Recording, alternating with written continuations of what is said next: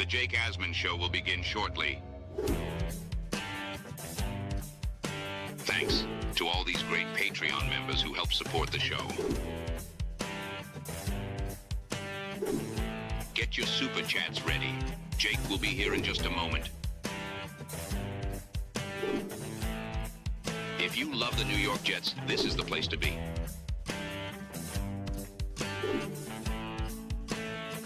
And now, the Jake Asman Show.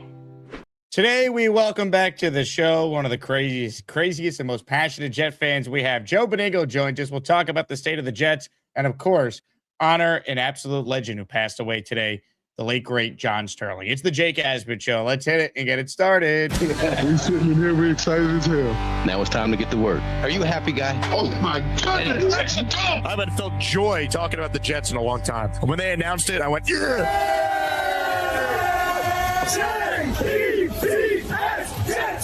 Jets, let's go! A new chapter for the Jets has started. Aaron Glenn and Darren Muji are tasked with shaping the future of this franchise. Will they be the ones to finally get it right?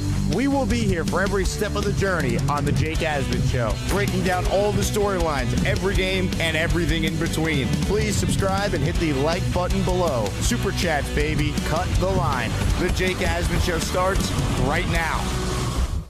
Here we go, Jet fans. Welcome in, everybody. It is indeed the Jake Asman Show, live on a Monday. Make sure you like the video and you stay subscribed to the channel. As always, we are presented by PrizePicks. We will do plenty of Jets in this episode, but there's a lot going on in the world of sports. And we say hello right now to the host of the Oh, the Pain podcast. You hear this guy on the fan each and every week. It's our friend Joe Benigno, who joins us now. Joe, I was excited to talk about the Jets, and we certainly will, but obviously, we got the news this morning about the passing of the great John Sterling at the age of 87. I know you obviously had a strong relationship with John over the years, so let's get right into that because that, of course, is the big story in New York sports today.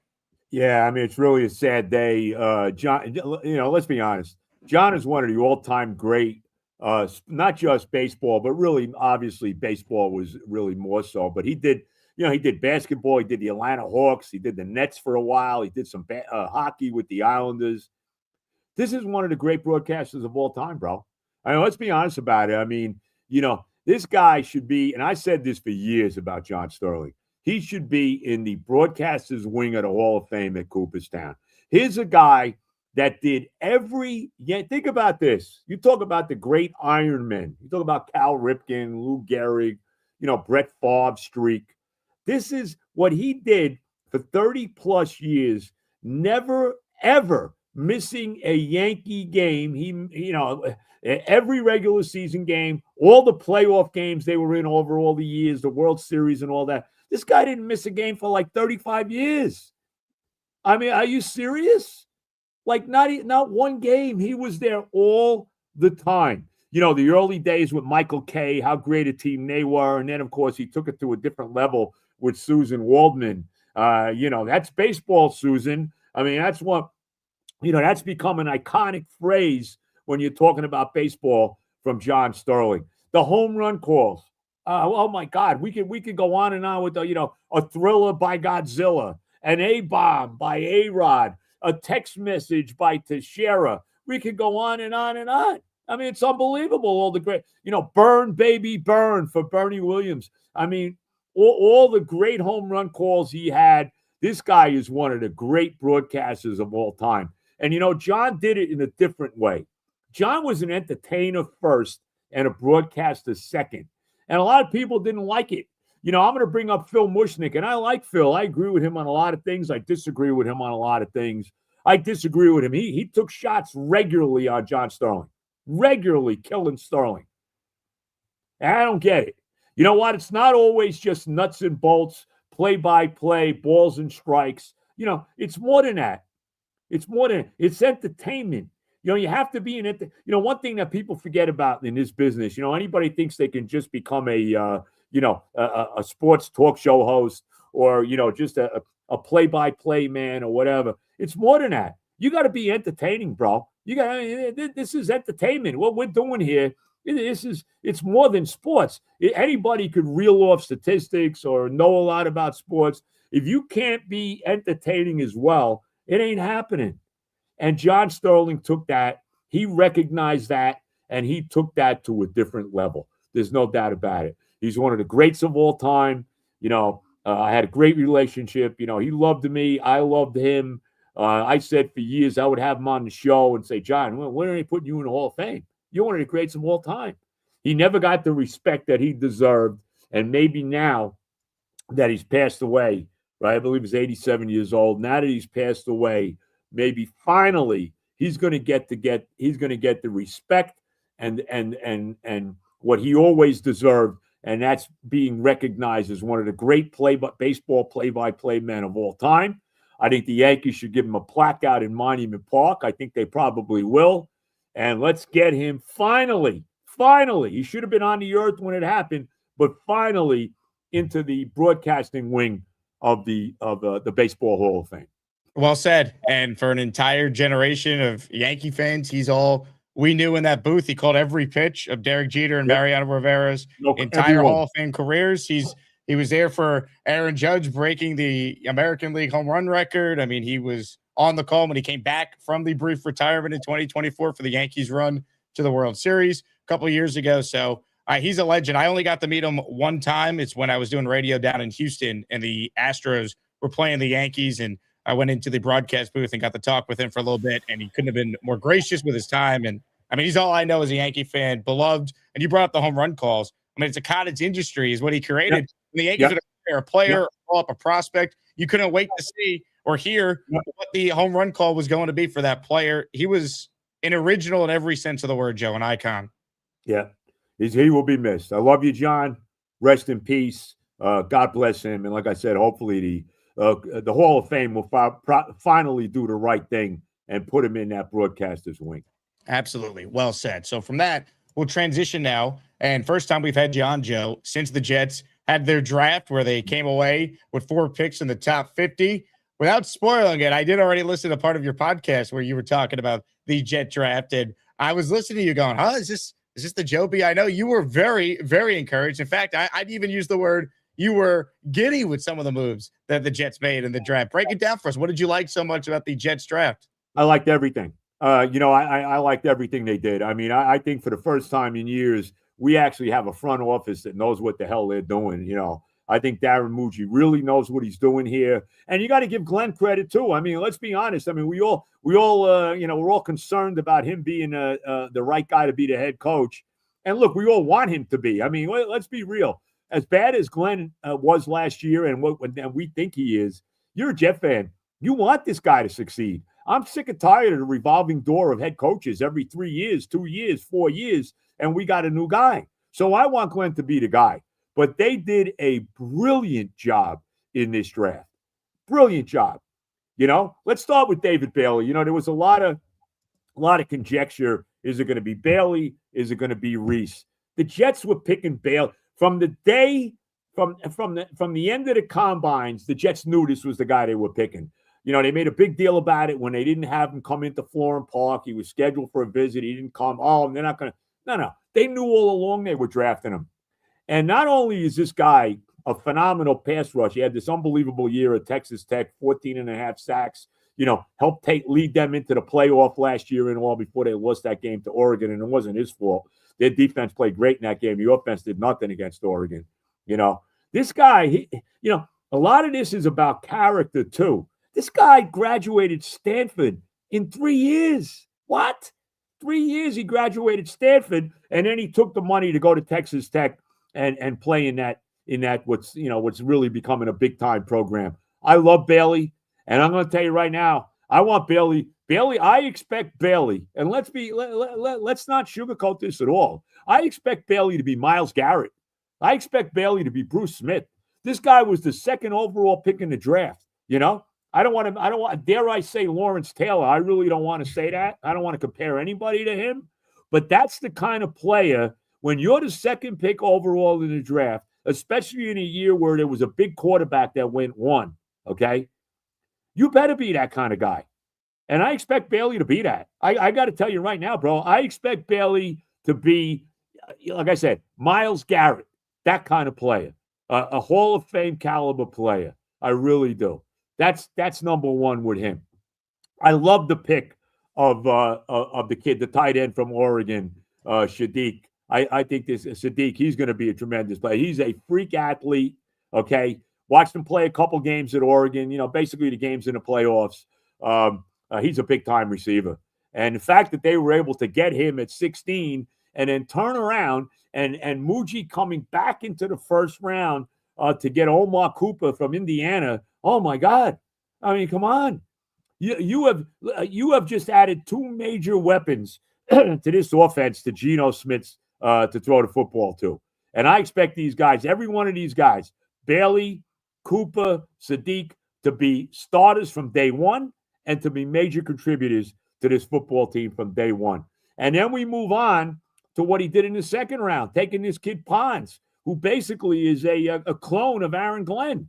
And here's the thing And what I had heard is that they really loved the kid, the linebacker who played with Bailey at Texas Tech, Rodriguez, but Miami jumped in front of the Jets, took him before the Jets were able to, which is fine.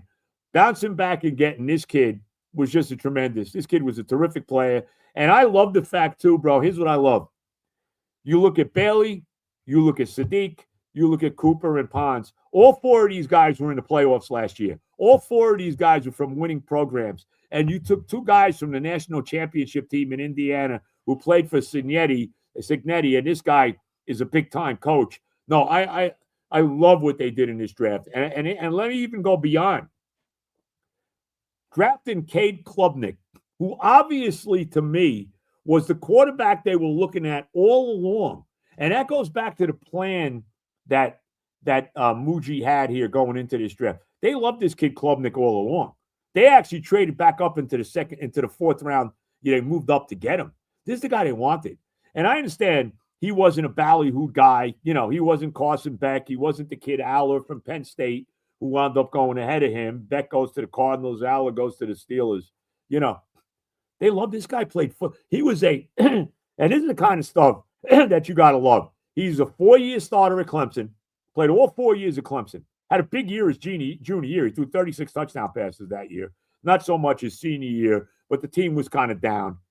He played for a big-time coach in Dabo Sweeney, right, in a big-time program, which is Clemson. He never transferred out to take the money to go somewhere else. I like this kid. I think as a fourth-round pick, this is a hell of a pick. And I'm not saying he's going to turn out to be our franchise quarterback. I'm not saying that in any way, shape, or form. That guy – probably more than likely still remains to be taken in next year in the first round by the Jets.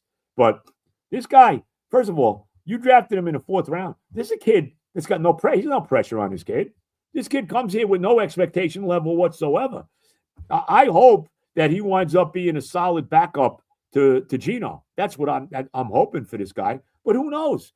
Dak Prescott was a fourth-round pick. Joe Montana was a third-round pick. We all know where Tom Brady was picked in the draft.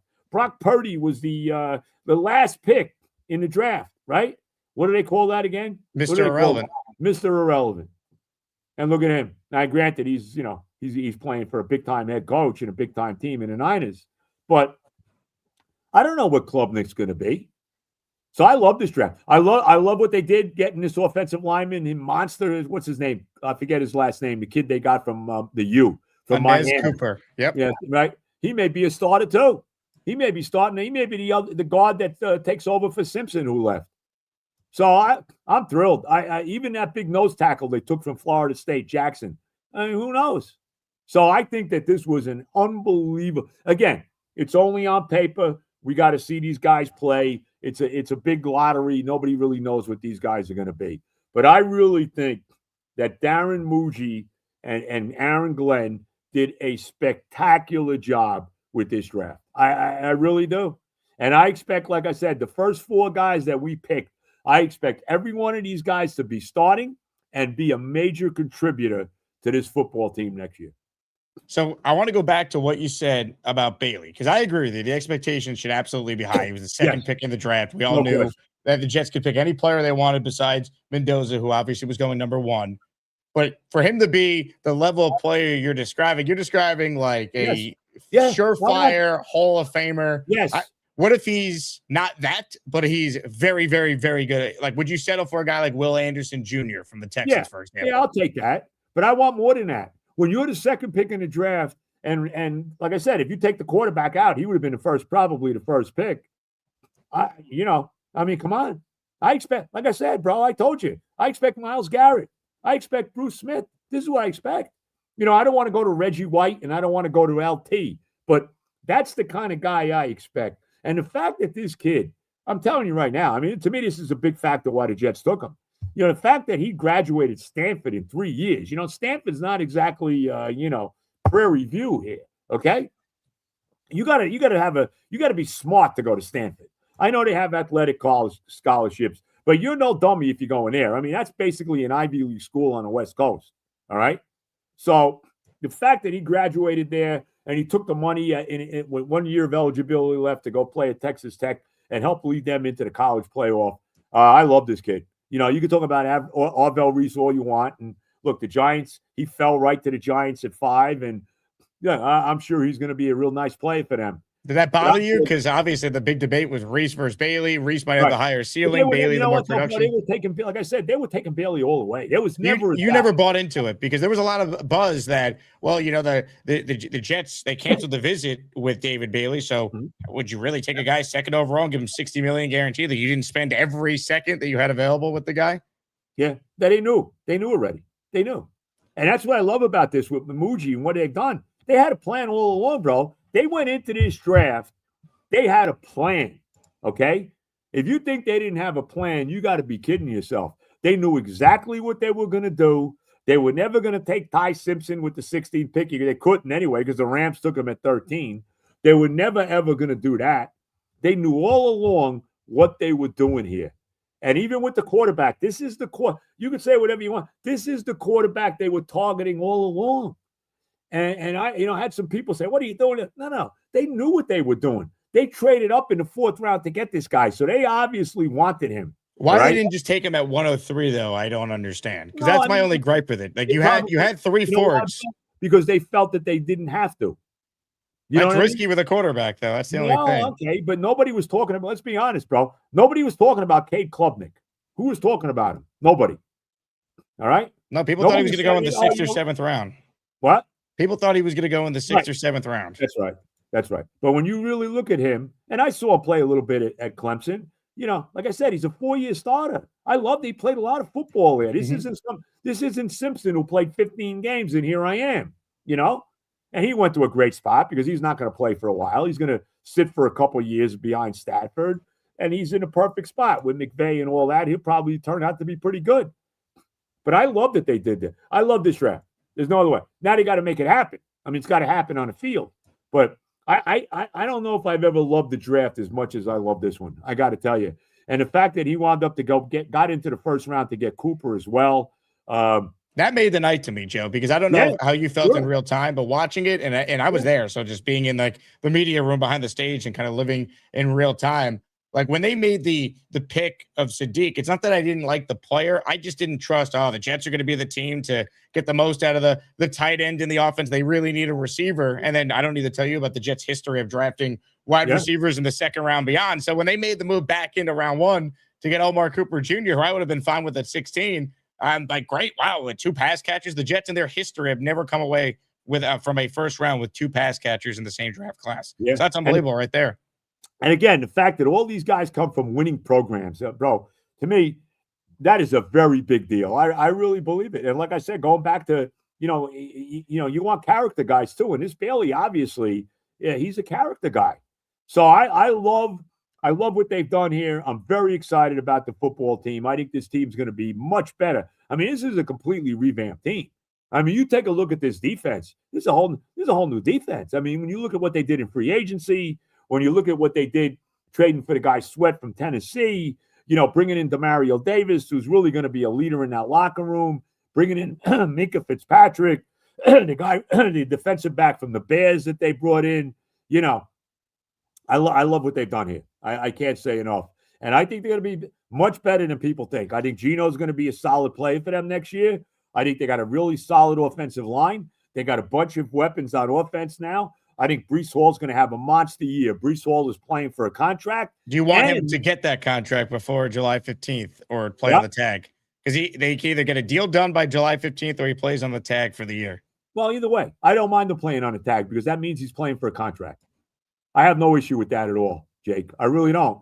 And the fact that Frank Reich, and this may be the best move they've done all offseason, is bringing in Frank Reich to be the offensive coordinator because Frank Reich is going to utilize Brees Hall correctly. They never threw the ball to him last. I understand part of it was you had a quarterback that couldn't throw the ball to anybody, but they never threw the ball to Brees Hall. You watch the kind of year he's going to have a big year, bro. He's going to be a mini Christian McCaffrey type player, running, catching the football. You got Allen back, you got Wilson back, you got the kid Cooper now, you got Sadiq, you got Taylor, you got this offensive line that they have. Bro, you got now you got, at least on paper, you got an NFL defense, which they didn't have when the year ended last year. So I'm excited. Like I said, do I expect the Jets to make the playoffs this year? I don't. But what I want, and I've said this to a number of people, when we get to December and it's showing that playoff layout that they always show, right? And they got that last column in the hunt. I want to see the Jets in the hunt. You know what I mean? I don't want the season over at my birthday at the end of September. I don't want the season over at Halloween. I want to see them in December, and we still got a chance to make the playoffs. That's what I'm looking for. So I think this is going to be a better team than you think, and I think Gino is going to have a real. I'm telling you right now, I think Gino's going to have a really good year, and bombs away with Gino chucking the football to Wilson and Cooper and Sadiq and Brees Hall. Let's go. Well, they, at least for the first time in a while, you could say, have the makings of a real solid offense if they could protect Geno. Because I don't think Geno Smith is great, but I don't think he's as bad as what he was on an awful Raiders team last year. And you always like the guys that have that chip on their shoulder. And Geno's got a real chip on his shoulder, which I like. And they can protect him. And they have, like, you look at the Jets offense, like, look at the players now. Garrett Wilson, Omar Cooper, A.D. Mitchell, Kenyon Sadiq, Mason Taylor, Brees. You got a real offensive line I think we feel pretty good about. Like, if Frank Reich is not just, in over his head, getting past him by, there's no reason why this team can't score 22, 23 points a game. Like, I don't think it's crazy. Nope. No. I'm very excited. I think we're gonna have a, and you know what I like too? Here's something else that I think really helps the Jets this year. Okay. They're going to fly under the radar in New York. All the attention is going to be on Harbaugh, on Jackson Dart, on the Giants. A lot of people, and I do too. I think the Giants have a real shot to win the division. I really do. I think the NFC East is, the Eagles are coming back to the pack. I think that's a real winnable division for the Giants. So that's another good thing. I think the Jets will fly under the radar in New York, where all the pressure, all the ballyhoo, all the notoriety is going to go to the football Giants. And I like that. And let the Jets kind of be under the radar and, doing what they do. I think that's a factor as well. So I am a believer in the general manager. And obviously, the major decision he'll make is, I agree with you, probably the big swing at quarterback in 2027. But with Glenn, what does he have to do to show you that he should be here for 2027? Because obviously, they get off to anywhere close to the type of start they had last year, he might not make it through the year. And even if they win some games late, like, to me, it's not even just the record, Joe. It's how they look, how you get to the record. That says a lot about his future. What does Aaron Glenn have to do in your eyes to prove that he belongs to get that third year to be here with Muji for the 3 first and the most cap space in the league a year from now? Well, like I said, be in the hunt. Show me, and be playing meaningful football in December. I think that's fair. I think that's fair. Be playing meaningful football in December. And again, none of us like Aaron Glenn. But if you're a Jet fan, you really want this guy. I want him to make it. I'm sick and tired of every time we turn around, bro, we're looking at a new head coach. I mean, I think every Jet fan should feel the same way. I want to see Aaron Glenn turn into the guy that we've been waiting for 100 years, certainly since Rex Ryan. I mean, come on. And the litany of garbage that have been the head coach of his team since. I mean, come on. So I want to see him make it. And I think that's is fit. If we are in the hunt in December playing meaningful football with a chance to make the playoffs, even if we don't get there, I think that's what we're looking for. not only for as Jet fans, but to keep Aaron Glenn here for another year at least. Joe Benigno is my guest. If you guys have a question, write it in. Also, because we extended our weekly raffle to today, we have 5 prizes that we're going to raffle away during my second show. I like it. A Klecko signed football, Joe, a signed Vinny Testaverde jersey, signed Garrett Wilson jersey plaque, a Braylon Allen signed jersey, and a CJ Mosley signed jersey. So we got 5 prizes. Anyone who enters today during this show will be entered this afternoon. You'll be on the raffle wheel, and we'll pick 5 winners for anyone who gives a membership or sends in a super chat that qualifies. If you guys have a comment or a question you want Joe and I to react to, write it in. Joe, I don't know if you saw this, given all the By the way, I'm going surprised on. you don't have a Karl Anthony Towns jersey that you might be giving.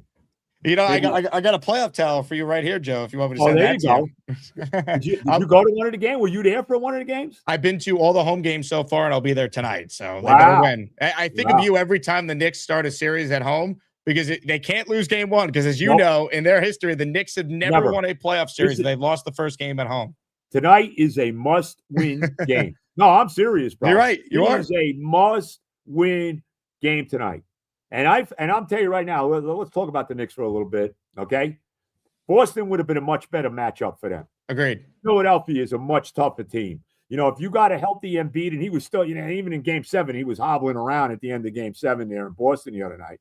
But if you got a healthy Embiid, and the guy that really scares me is Tyrese Maxey. I mean, he really is. And he basically, when it looked like Boston was making a big run at the end of Game 7, he had 2 huge baskets, which kind of really, stabilized things. And then they went on to take, to win it from there. The Celtics with a banged up Jason Tatum would have been a much better match. The Knicks would have blew the Celtics out in like 5 games. Now we're looking at a 7-game series here, I think. I really do. We'll win. I'm confident we'll win, but because we're the better team and we're a much deeper team than the Sixers are. But this is going to be a much tougher series. Now, the one good thing about this series is, and you wouldn't have this in Boston, is there going to be a lot, and I know Embiid has already come out and, has already, said he wants to see Philly fans in the building.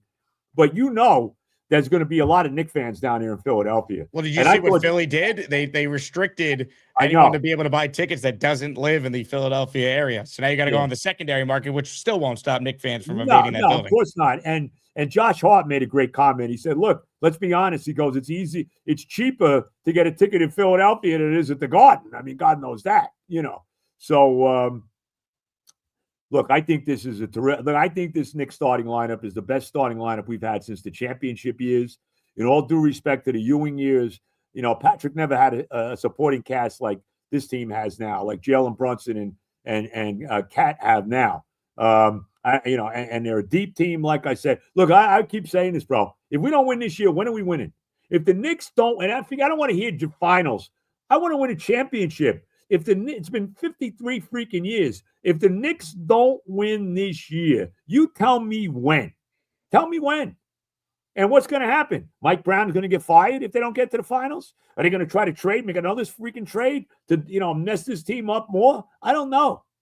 Okay? I don't know what they're going to do. This is the year. It's time to win. To at least get to the finals 100%. Because when is it ever going to be set up like this again? I don't want to hear at least get to I want to win. Bullshit on getting there. Win. And there's no reason. Y'all look at this Eastern Conference, okay? Look, Cleveland is one of the biggest fraud teams that ever lived.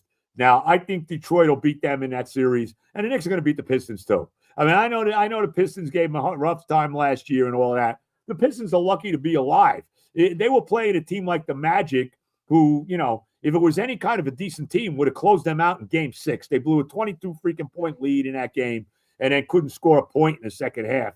And then you knew they were going to get killed in Game 7. So I feel good, man. I feel good.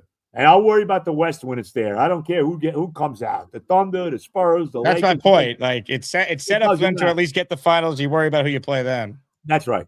That's right. Let's take care of business with Philly. This is not going to be an easy series.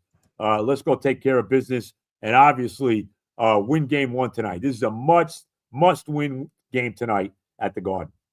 Knicks and Sixers tonight, Game 1. And that's the look, I think Boston would have been the better matchup because I just think, you look at their team, they're not as good roster-wise as they were last year. Tatum now is obviously banged up. But at least the Knicks against Philly will have the home court. And you already brought it up. the Knicks fans that will invade Philadelphia is sure going to be something. I hope they continue to get Towns involved early in these games because you feature him and he gets his confidence up. Look how well he played in the last 3 games of the Hawks series. A little different now with Embiid. You want to make sure Towns stays out of foul trouble, but I feel like if not now, then when for the Knicks, to your point. They're the better team. I think it's going to go at least 6, but I think the Knicks better win this series because they're the better team overall. Yeah, look, there's no doubt about it. And look, the turning point of the Hawks series was really when Mike Brown decided to put Josh Hart on C.J. McCollum, who was an absolute non-factor after that. And then when he started running the offense through Towns, he had 2 triple-doubles. Just think about this. Karl Anthony Towns, who I think is a very good, took a lot of unwarranted heat all year long. The guy led the NBA in double-doubles. He was second in rebounding. This guy had 2 triple-doubles in 3 games. Only Clyde Frazier has had multiple triple-doubles in the playoffs in the history of this franchise. He had 4. Towns has 2, and he did it in 3 games. And they just annihilated. They killed the Hawks. The last 3 games, the Hawks were never in the game. And what they did the other night when they were ahead by 60 points at one point in the game, in Game 6, I mean, that's unheard of. You'll never see that again. I mean, that was unbelievable. I've been a Knicks fan since 1962, bro. I go back to Richie Guerin and Johnny Green. I go back to the old Garden. My father used to take me when I was 9, 10 years old to the old Garden. I'd watch doubleheaders. You'd see the Lakers play the Celtics in the first game. What was that, 53rd and 8th, the old Garden? That's it, man, with the Nedics and with the big marquee outside. And, I'm going back to the days when, there was the St. Louis Hawks and the Syracuse Nationals and the Cincinnati Royals and the Philadelphia Warriors. I mean, this is the Chicago Zephyrs. I mean, this is how far back Benigno goes, all right? Now, I go back to that. And so I've been watching this team. Like I said, I go back to Richie Guerin and Johnny Green. People don't even know who these people are. This is how far back I go. I've seen it all with the Knicks. I've seen everything you could possibly see over 60-plus years. Now it's time to win the goddamn championship, okay? Really, bro. It's time now to win. So, and like I said, I think this is the best starting lineup they've had since the championship years. Joe Benigno with us here. I mean, we did Jets. We obviously led with Sterling. We just did Knicks. I'm worried to even ask you about the Mets, but they did win a series over the weekend, Jesse. At least you have some sort of positive momentum now going into this week.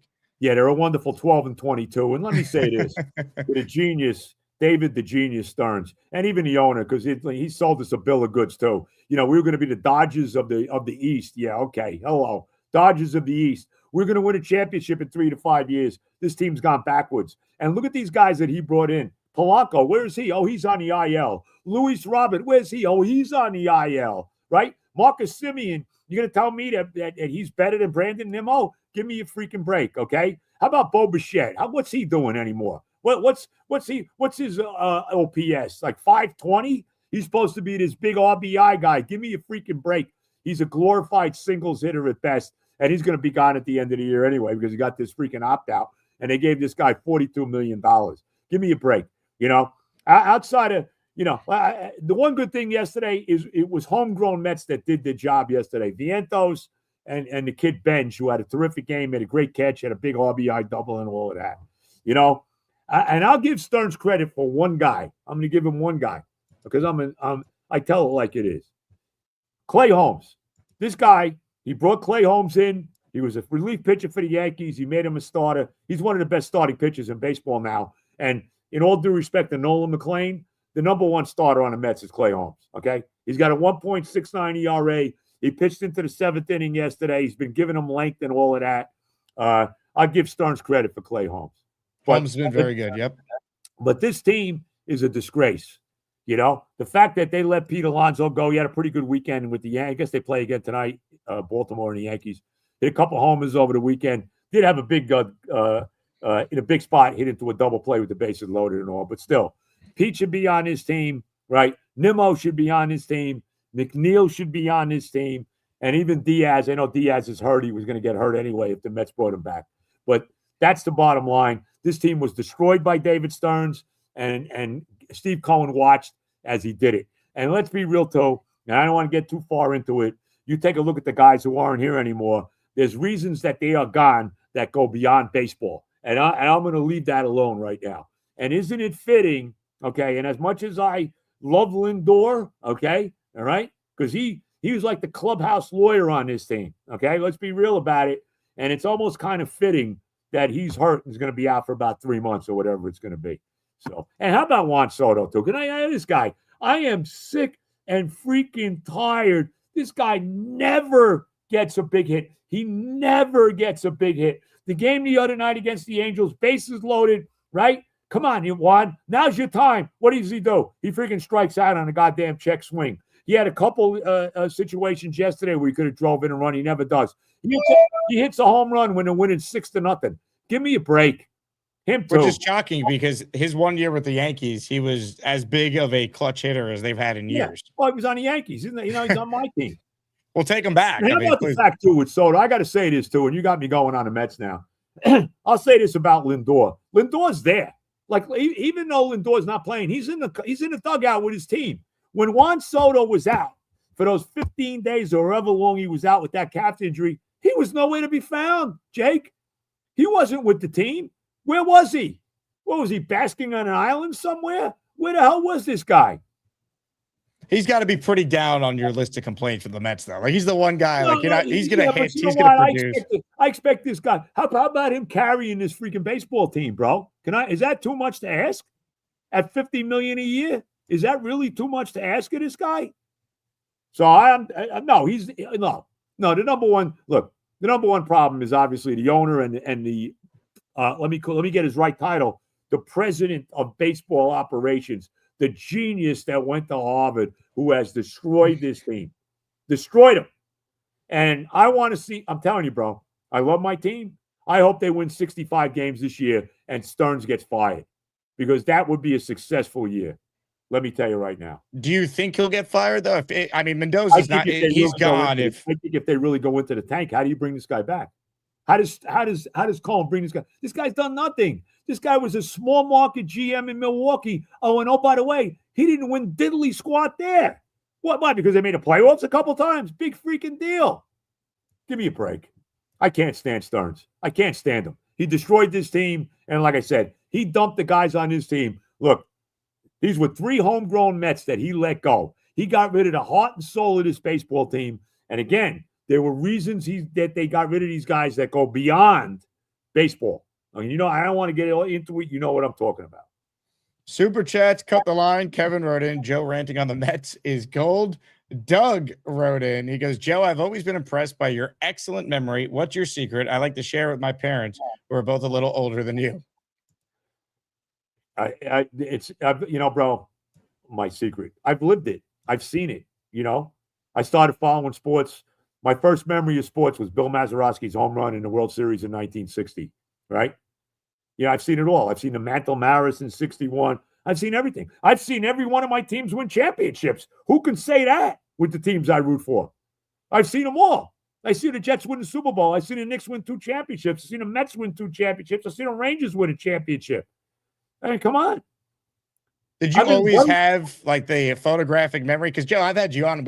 You brought up games that Joe Namath was dropping back in 1969 that you could vividly remember the play call and the down and distance and the situation. Like, have you always had that memory with everything in life, or is it mostly sports? I'm into a lot of different things. I mean, I think you know that. I think I'm very, very, very into the political world right now and what's going on in the country and everything. You know where I stand on that. I just always have been. It's funny, when I was 5 years old, okay, my grandfather, who was big into the politics, we would go out like on election night. We would go all over the place to the different places to see different politicians and stuff. This is when I was a kid, And my grandfather, when I was 5 years old, he got me this game where with all the presidents. And by the time I was 6 years old, I could name every president, backwards and forwards, So I was always into that. I was always into the history. And it just kind of, sports the same way, I just have always been in the history. And it's unfortunate today that the young people in this world today really have no sense of history, whether it's sports history or whether it's the history of this country. And I understand that they don't teach American history in the schools anymore, which is a major problem. But I don't want to get into all of that. But, I guess I just, it's just been fortunate, bro. And like I said, I've lived it. I've lived all of this stuff. You know what I mean? I've seen I like to say it, I have seen the evolution of sports in this country to go from, to being the massive business that it is today. When you were growing up, baseball was by far the number one sport. Yes. And when did you get a sense it became football, which it obviously is now? I think football started to really become the number one sport once the merger hit. I think by 1970, football was taken over as the premier sport in this country. I don't think there's any question about it. I think the Jets Super Bowl, all of that was a major factor. But I think by the time the NFL and AFL merged, we were starting to see how the NFL was really taking off, with all the TV, the television of it, being on TV and all of that. I think that was, I'll say 1970. I'll say that. And Namath and that Super Bowl team had a lot to do with that merger. Yes. Yeah. Of course. Joe Benigno with us here. Last chance to get a comment or a question answered or read. Devin goes, does Joe have a channel or something to follow? Yes, the Oh the Pain podcast. Check out Joe's YouTube channel for that. We'll link it in the description. Have you dropped this morning's episode yet, Joe? Yes, I have. And I had to come back. It's funny. I did the episode, and as soon as I got done with it, I'm getting my phone was the text messages were off the hook about John Sterling passing. Mm-hmm. So I had to come back down and do a little eulogy for John. So but I've done it already. Yes. I would always love getting back to Sterling. You and Evan would always have John Sterling on. You guys would have Susan on a lot too, which I loved because even though you guys were Met fans, I always loved your show because you talked about everything and covered it fairly. Yeah. No, I love Sterling. Love him. He was always very good to me. He was a big fan of mine too. And he always wanted to do shows with me. He used to tell me all the time, we got to do a show together. You should talk. You guys singing Sinatra together would have been incredible if we ever got that. Yeah, we could have done a little duet on a number of songs. Strangers in the Night, Summer Wind. It was a very good year. We could have done a lot of that. Witchcraft. We would have been on and on. No, you're right about that. Now he always wanted to do show. I remember he, saying we got to go talk. I want to talk to Chernoff about doing a show with you. I mean, he would always say that. So I love John, and like I said, hopefully they're going to finally put him in that Hall of Fame where he belongs. Amen. Joe, this was a lot of fun. Before we get out of here, though, a couple people in the chat made reference to this, so I wanted to get your take on it. What are your thoughts on the Mike Vrabel, Diana Rossini situation? What are my thoughts? Well, obviously, it's been going on a long time. Here's what I'll say. This girl Rossini, and I don't know her at all, okay? But she had a lot of negative stuff to say about our football team, okay? Sure. A lot. And she had a lot of negative things to say about Aaron Rodgers. So, you know what? You did what you did. What can I tell you?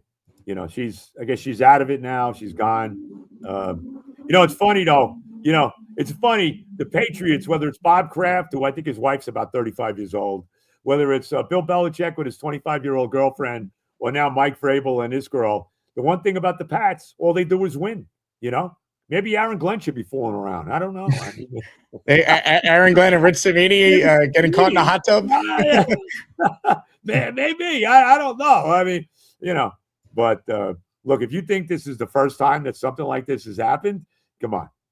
They got caught. It's just funny to me. People are like, "Oh, is Mike Vrabel going to lose his job for what? He's a football coach. What he did is wrong, but he's not going to get fired as long as he keeps winning games. That's all that matters." Mike Vrabel, his problem is he has to deal with his family. Yes, that's the bottom line. Vrabel has to deal with his family, and that's probably a lot more difficult than dealing with the press and dealing with all the repercussions that are thrown at him. Is having to come home every day and deal with his, especially his wife. You know what I mean? That can't be easy, Doc Jeffin with the Super Chat. Joe said it exactly right. Guys like us of a certain age didn't just follow sports. We lived it. That's why we cannot forget any of it. Yep. Yes, indeed. All right, Joe, last one. It is May the 4th. Are you a Star Wars fan? Do you care for Star Wars? No, not at all. Have you seen the originals? Oh, yeah. No, I saw the original movie. Yeah, it was great. It was a good movie. I am not a big fan of Star Wars. I can't say I am. I'm not a big movie guy, bro. That's one thing I'll never, certain movies, obviously The Godfather, Goodfellas, stuff like that. I've always been very much into that. But I'm not the biggest movie guy there is. So it's Godfather #1 all time, though, if you had to pick a movie? No question about it. Yep. No question. I mean, especially if you're an Italian. You know, the one thing, it's funny because you look at Godfather, you look at Goodfellas. In The Godfather, they really glamorize the mafia. It's very glamorized in The Godfather, you know? Goodfellas is the reality, you know, just like The Sopranos. Goodfellas and The Sopranos, that's the reality of what the mafia was. There was no glamour, you know? The Godfather is glamorized. You know, Don Corleone is glamorized. And by the way, speaking of him, hold on a minute. I don't want to drop it. Here he is. Here is the Don himself. Wow. The great Don Corleone, right? By the way, the second greatest Don of all time. You know what I'm talking about. There it is. And believe me, there's plenty of the other Don down here too, but I won't put that on the screen for you. But you know, they glamorize the Godfather, and they really make Don Corleone this bigger than life figure, right? And he was really, as a Don, he was a pretty benevolent guy. And the difference between him and Michael, who was this ruthless, really, what Michael Corleone was ruthless, you know? There was no heart at all. When I look at the Don, Marlon Brando, he had heart as the Godfather. Michael Corleone had no heart. He was a ruthless businessman. It was all business, and that's all it was. And you know, that was part of his downfall, really, when you look at it. But the Godfather, Goodfellas, you know, Sopranos, all the mafia stuff, I'm big in all of that. Love it. Joe, let's go Knicks, and we'll talk soon. Hopefully the schedule when it comes out, Knicks in 7. I'm going Knicks in 6, but either way, as long as I get it done, that's all that matters. Yep. Love it. Joe, you're the best. Appreciate you coming on. All right, Jake. God bless. Be good, baby. Joe Benigno with us there. Good to get Joe back on. He's optimistic about the Jets. And for those who tuned in late, we did start our show paying homage to the late, great John Sterling, who passed away officially today at the age of 87. Yankees are home tonight, so I'd imagine they'll have a big tribute for John Sterling. And one thing I remember, when Bob Shepard, the legendary public address announcer for the Yankees, passed away in the middle of the 2010 season, the Yankees honored him with a jersey patch for the rest of that year. And John Sterling meant just as much to the franchise, so I hope the Yankees do the same for him as well. Comments, questions, super chats, cut the line. We got a raffle on our show today. Joe Klecko signed football. Vinny T signed jersey. Garrett Wilson framed jersey plaque. Braylon Allen signed jersey. CJ Mosley signed jersey. Enter for your chance to win by gifting a membership or sending in a super chat that qualifies for this show.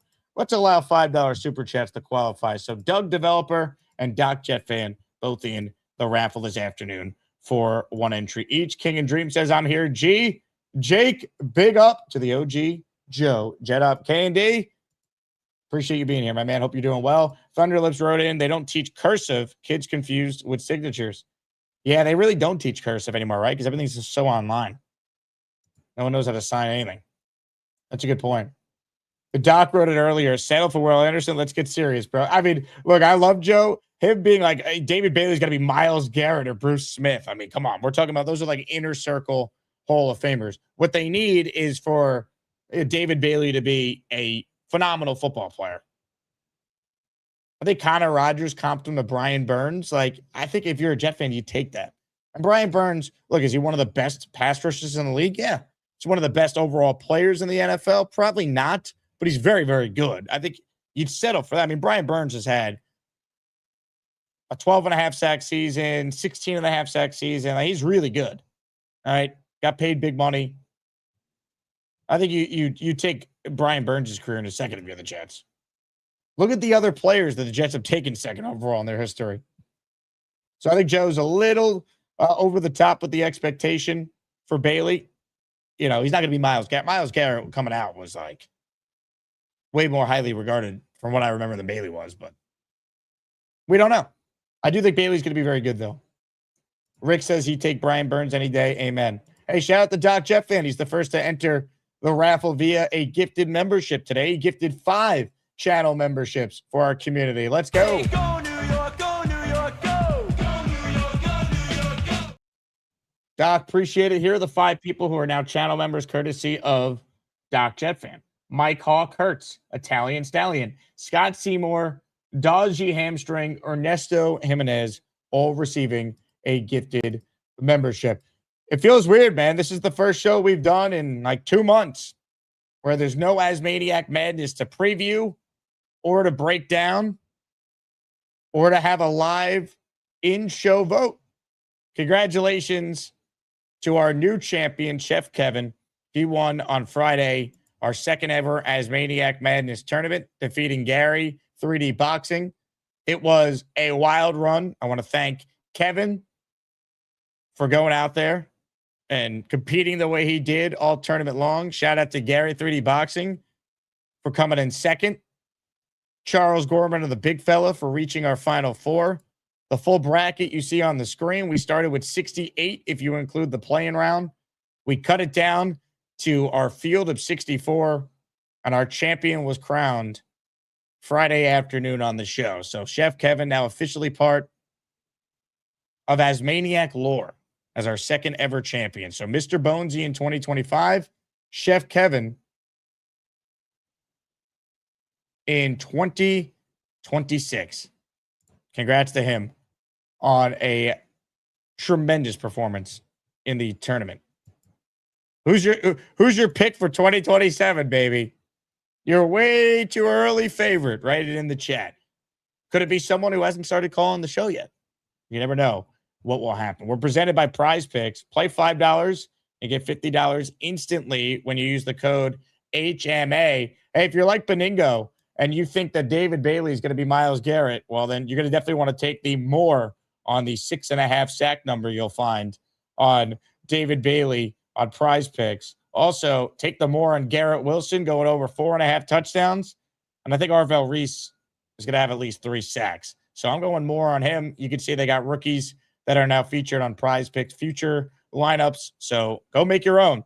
Again, use the code HMA when you sign up. Play $5 and get $50 instantly. Comments, questions, super chats, cut the line. We are going to get into your calls very shortly. I want to hear from you. And we've reached the time of year where really anything is on the table. We can certainly talk Jets, and we will. We got rookie mini camp later this week.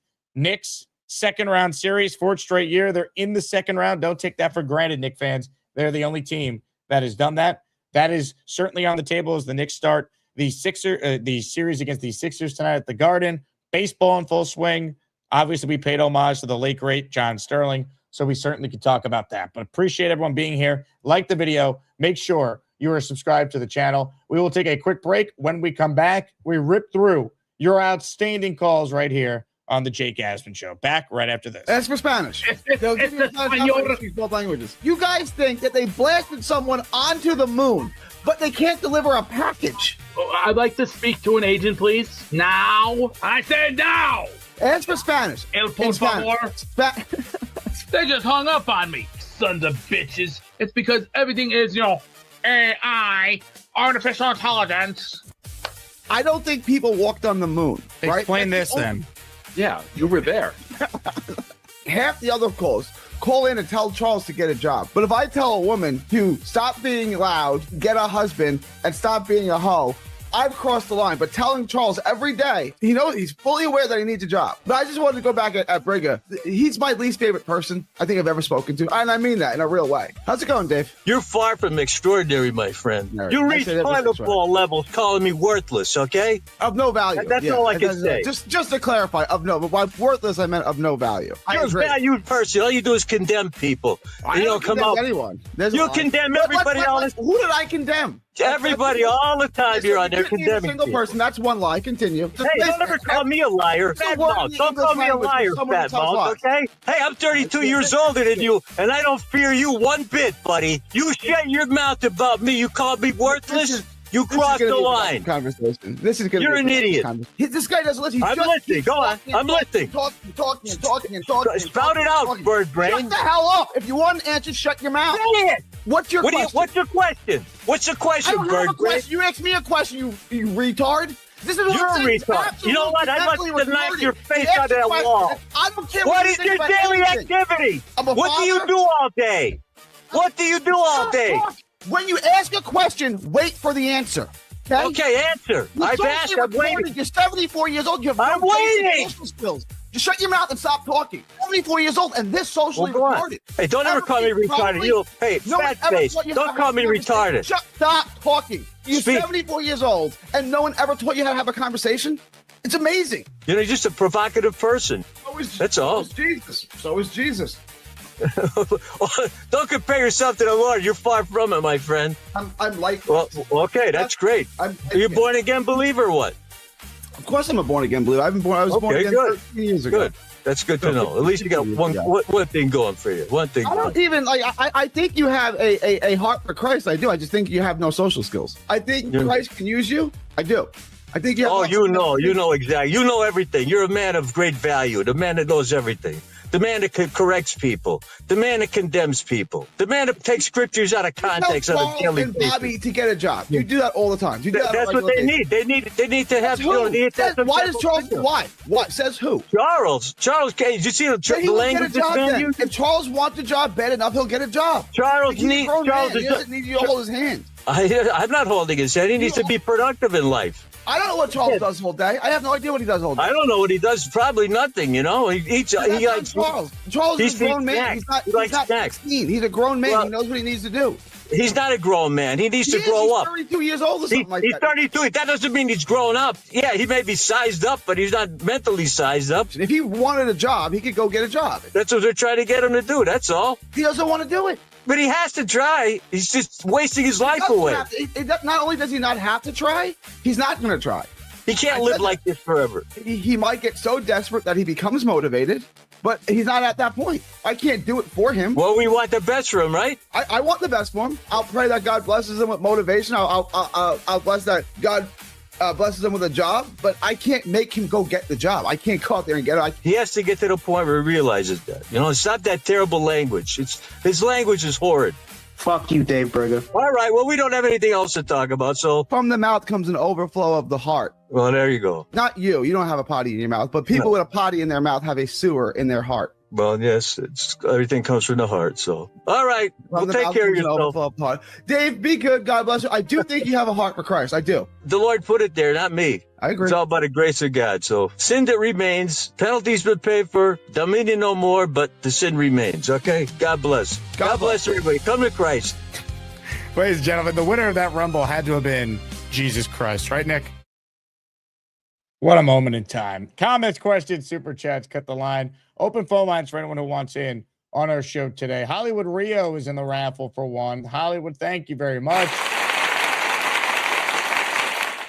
During that commercial break, I had to confirm that I won this auction because I have the top prize for raffle 72 next week on the show. So if you entered during today's show, you'll be qualified to win one of the 5 items I'm going to give away this afternoon. However, now when you enter, you're also going to be a little 2-for-1 special in next week's raffle, where the top prize will be a throwback Broadway Joe Namath helmet. Just had to make sure I secured it, which I did. So now that will be our top prize. So you can enter 2 raffles for the price of 1 on our show today. All right. Appreciate everyone being here. Comments, questions, super chats. They always get the line. Jets will have rookie mini camp later this week. It'll be an opportunity for us to see some of these rookies in uniform. Kinda. Will we get jersey numbers this week? Let's hope. Which player are Jet fans going to buy their jersey the most of? Is it Bailey because he was 2? I could see a lot of Cooper jerseys being purchased as well. Sadiq as well. People like offense. I guess you'd lean Bailey, but I'll tell you what, we will start doing some giveaways that feature Jets rookie numbers. Let's get to your calls, shall we? First up today on the Gus Buster Umbrella Hotline is the man, the myth, the legend, Mr. Bonesy. The only thing better than Alden shoes is Joey D, cause he totally rules. Jake, my brother, I'm high as a kite. I love everybody. Damn, this show is crazy. Jake, my brother. Bonesy. How are you? Man, what a day. Asmaniac madness is over. Shout out Chef Kev, our new champion. Glad to be able to pass him the reins. He doesn't live in New York, but if he would only come out and see that he's going to eat free now. So I'm hearing the Cloverleaf Tavern will never charge him for another meal. Yeah, that's funny. Benigno was hitting on some points, especially the Bailey stuff. Obviously, Benigno is a very, when he wants to be, he could be very exciting and hopeful, and that's always fun. He could go back and forth a little quick, but Bailey's a big dude, man. If he learns how to stop the run, which we've talked about numerous times with Ledger Doozable saying that the biggest thing that Dunbar helped him with was stopping the run. It's not like Will McDonald, who's a skinny dude. Like, he's a big guy. If he learns how to stop the run, we could have ourselves a player. I was on the record. I wanted Bailey, so I was happy. And I think also Joe nailed the Klubnik take, which it was like, we were obviously looking at Klubnik last year when he was a top 3 potential first-round quarterback. Then he has a bad year, and now we get a great discount, and it's still our guy. And we traded up and got our guy. I was getting a lot of shit in the chat last time I called in because I wasn't knocking on the Badlands guys. I love them. I watched them like religiously. I was just saying, when everyone's acting like just because Meigs wasn't happy about the pick, it's like last year during the draft, I had to listen to Meigs talk to me about Justin Fields for 4 months, just the potential. And it's like, dude, just because he says it doesn't mean they're not batting 1,000. You better call in this afternoon when Meigs joins me at 4:30. Are you kidding? Oh, I got him, baby. You're gonna tell him right to his face how you feel about the man. Oh man, ooh, that's gonna be fun. I gotta try to call in. I leave normally around when you're like accepting the calls on the afternoon show, so I might be on the train. But man, I gotta ask that. Talk about the Justin Fields, because he was like, I remember him saying like, man, usually the Jets, we don't go for the potential. We get like the older guys. And it was like, what a fresher breath air for Justin Fields. So, but a lot of people like Justin Fields. I'm not going to knock it just because I wasn't a Justin Fields guy, but just saying, just for an example, like, I just feel like it's a dart throw day 4 guy. And it was a weird class that we had so many quarterbacks that the year prior were supposed to be first round top 10 picks. And then they all had bad years and fell to the day 2 or 3. So, but I'm feeling good as a Jet fan right now, man. We got a lot of hope. Hopium is activated. Curly was giving me shit in the chat. Curly's so damn negative. It's just like, dude, man. That's what he does. He's always negative. He's a good dude, but from September to December, I'm miserable. Can't I just smile sometimes? Like, but man, shout out Chef Kev. Shout out the Asmaniacs. It was fun. But now we got this lull time, Jake. So we need all our best callers calling in, giving us some entertainment value. I did want to say one thing. You know what Gary reminds me of? I was just listening like during your break to him talk. He reminds me of like everyone has one of these guys, like one of your boys who like you love hanging out with when, behind the scenes, he's always a cool dude, but you're always hesitant to take him somewhere with you because you never know. It's gonna say, like, almost like a friend who drinks and then when he gets drunk he wants to fight. Like, Gary's just always ready to rumble. Like, he could embarrass you in the drop of a hat, So he's good in dosages on the show. You got to pick your spots with Gary. He's the best entertainment we got on the show. So he's tremendous. I hope he keeps calling. There were some rumblings of him not calling as much, which I don't buy. I think Gary's gonna continue to be Gary on the show. Gary needs us just as much as we need Gary. And we need plenty of Gary, man. This is gonna be a weird couple weeks, months, because last year you had some hope with year 1 of a new regime. Previous couple of years you had Aaron Rodgers, whether coming back from injury or the hype going in. The year before that it was year 2 of Zach. You had this historic check class.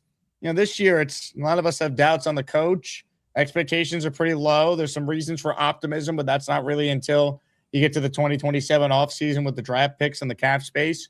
So it's going to be an interesting couple of weeks of content on the show. Yeah, well, at least we didn't draft like a top quarterback, so Muji still has another year, a grace period of being the man. He's killed it so far, and I'll be preaching it until we get there. Frank Reich is going to save Aaron Glenn's job, so or he's going to take it. One of the two. I'm a Frank Reich bootlicker for no reason in particular besides he's a veteran and I like what he's done in the past in terms of the run game, and I think he's going to really he's going to unlock Brees, and I like that in the draft he had guys he wanted. He has a plan. He wanted Sadiq. He wanted Klubnik. Like we have a plan, and I like that. So that's my positivity for the day, baby. Ladies and gentlemen, Mr. Bonesy, I can't say the defending champion. You're still a champion.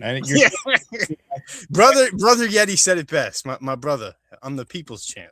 Ladies and gentlemen, Mr. Bonesy. The only thing worse than the New York Jets is cheap-ass shoes and head coach blues. At least we got Muji and some first-round picks. Jake, my brother, I'm trying to get hype, but this team sucks, and Joe Bonesy needs me to sell new flippers to this fat dumpster fire.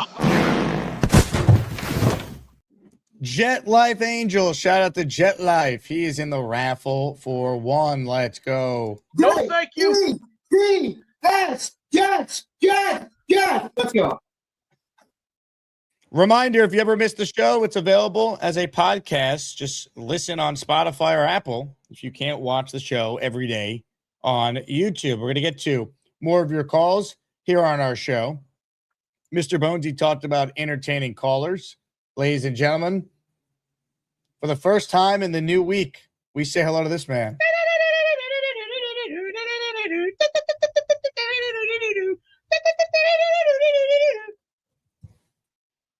Cinco de Mayo, muchachos. Buenos días.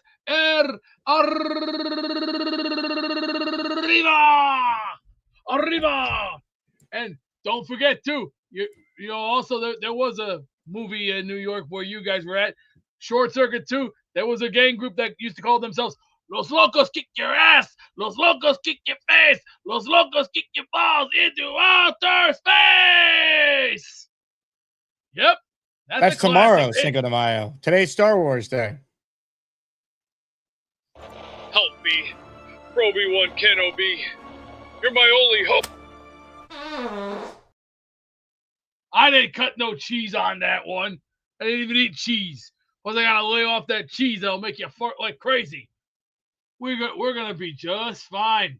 Gonna be just fine.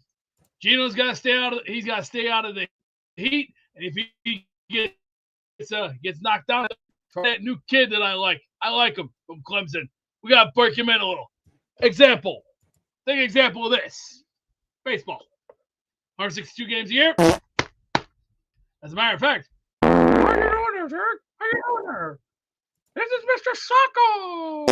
Sacco. I didn't even cut the cheese. I didn't even barely eat breakfast yet. Now this is Mr. Sacco. Sacco. I barely had a bowl of Cocoa Puffs. Mr. Sacco speaking. This is Mr. Sacco. I told you all. Hey, Cinco de Mayo. Hey, Pork says you need sunshine and more fruit. I get plenty of sunshine. I get plenty of fruit. That's why they invented Minute Maid.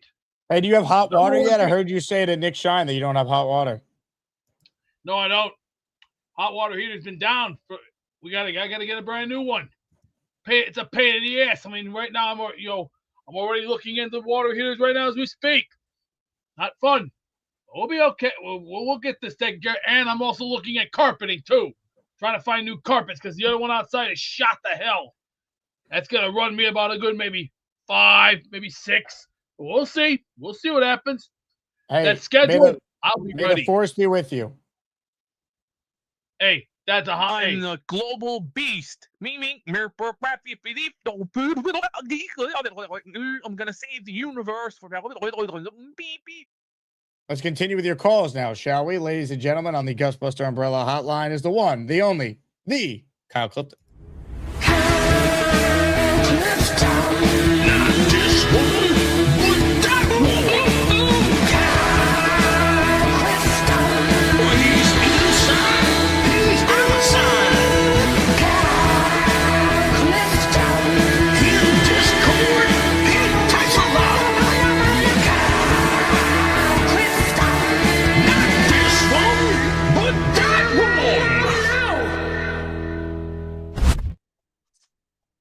I love how Beast disputed the farting, but not appearing as Princess Leia in the hologram. That's the best.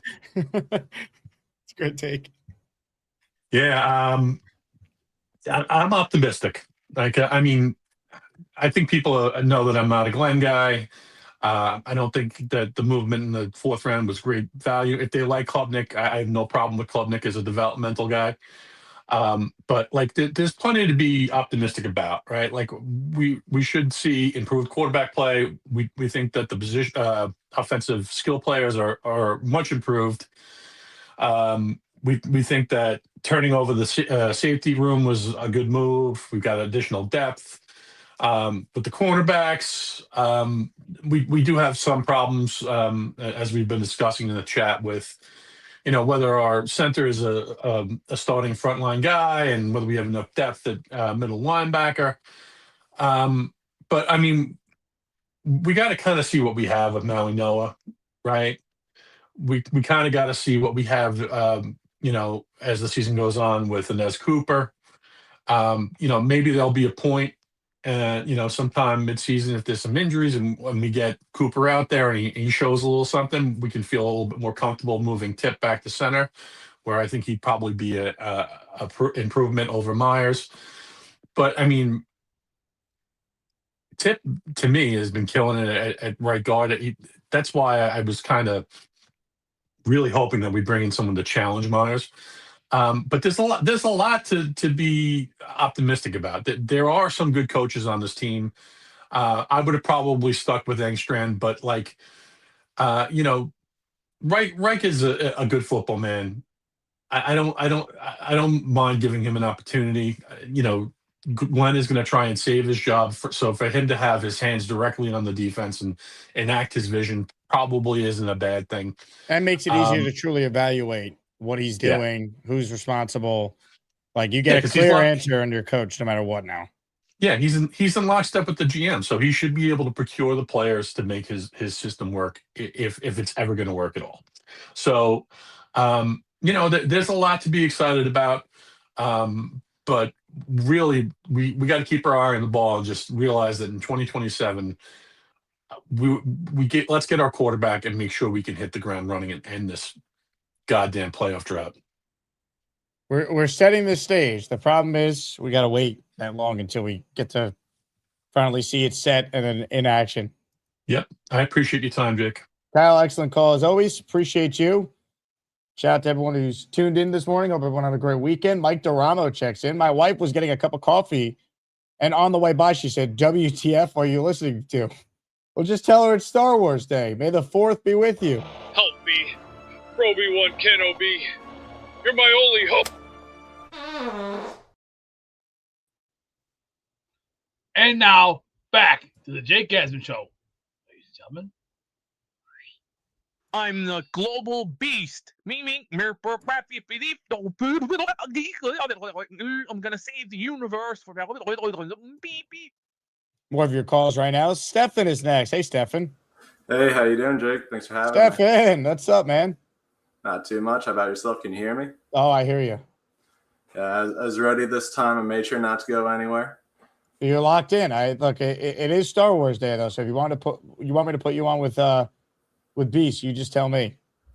I'll leave that up to you. As I do love Star Wars, so I could go for a fight, but I'm planning on enjoying it more later. What's your favorite Star Wars film? Ooh, that's a tough one. I'd say I'm probably gonna be a bit basic. I love Revenge of the Sith. It's a classic, especially I was finally convinced to watch like the Star Wars Clone Wars, that the cartoon. Yes. That the first 2 seasons were rough. By season 4, 5, and 6, it's like this is not for children. They're committing war crimes. It's a great show, and it adds a lot of depth to the Revenge of the Sith movie that definitely helped me appreciate it. Can we get a fridge update from you as well, Steven? Gain a new fridge. It's Steven, right? Stefan. Stefan. We need a fridge update. Yeah, I'm getting a new fridge.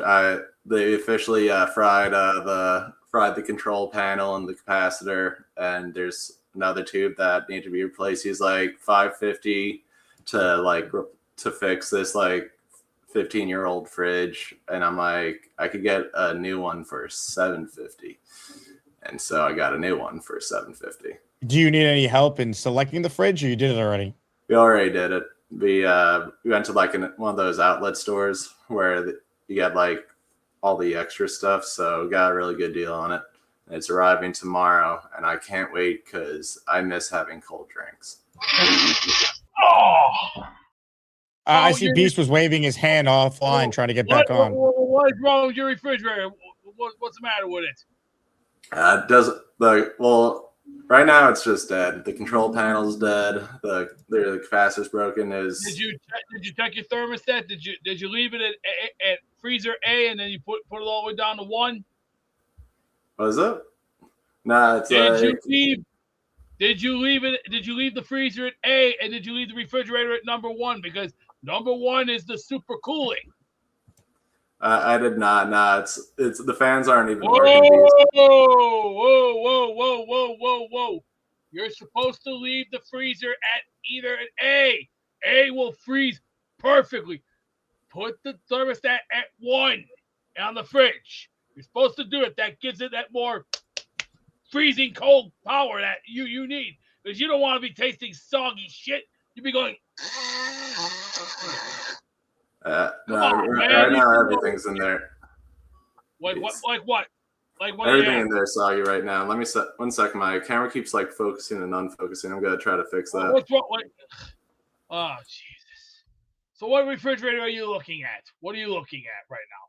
What kind of refrigerator? Are you looking at a fridge freezer with the water and the ice? Because if you want a good fridge freezer, tell you what, spend the money wisely and go get one of those fridge freezers that has the ice on the left side, water on the other. That'll save you a nice trip. Plus, you're actually making some good points. Plus, if I were you, clean the refrigerator out, go get some strong soap, get some steel pads, and get some of them sponges, and go.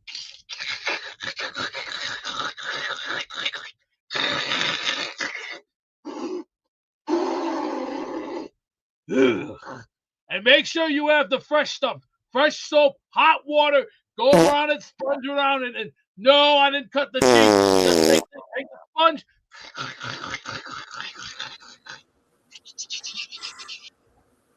Okay, I'll keep that in mind. It's gonna be sparkling. Thanks for the advice. Do you have steel pads or sponges?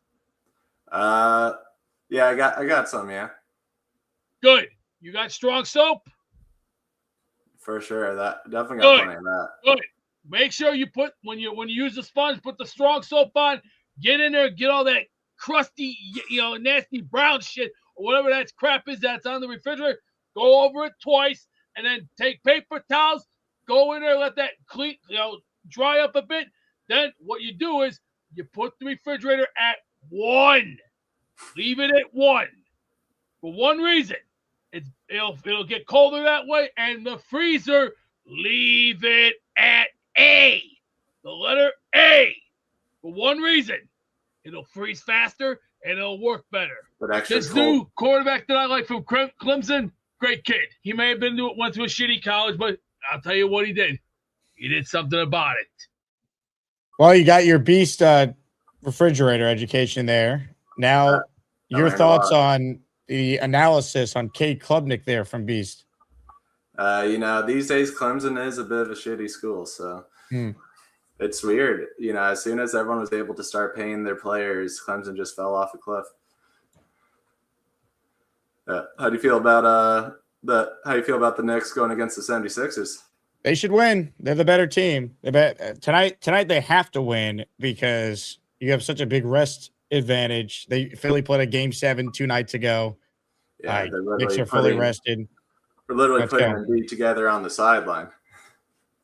Yeah, Philly's good. I don't know if Embiid's going to be able to stay healthy for a 7-game series. I think the Knicks will win in 6 if I had to pick. Yeah, it's it's always a bit spooky when someone comes back from 3-1. You're like they're hot, but at the same time, it takes a lot out of you, especially given the fact like they're being led by Tyrese Maxey's. I think he's a good player, but right now the Paul George and Joel Embiid have been showing out each game, and those are just the older guys. They're gonna slow down eventually. They can't keep doing it. No, you're not wrong. If not now, then when for the Knicks? I mean, you got home court. Like the East is set up for you. Like they're the favorites to come out of the East right now. Let's see it.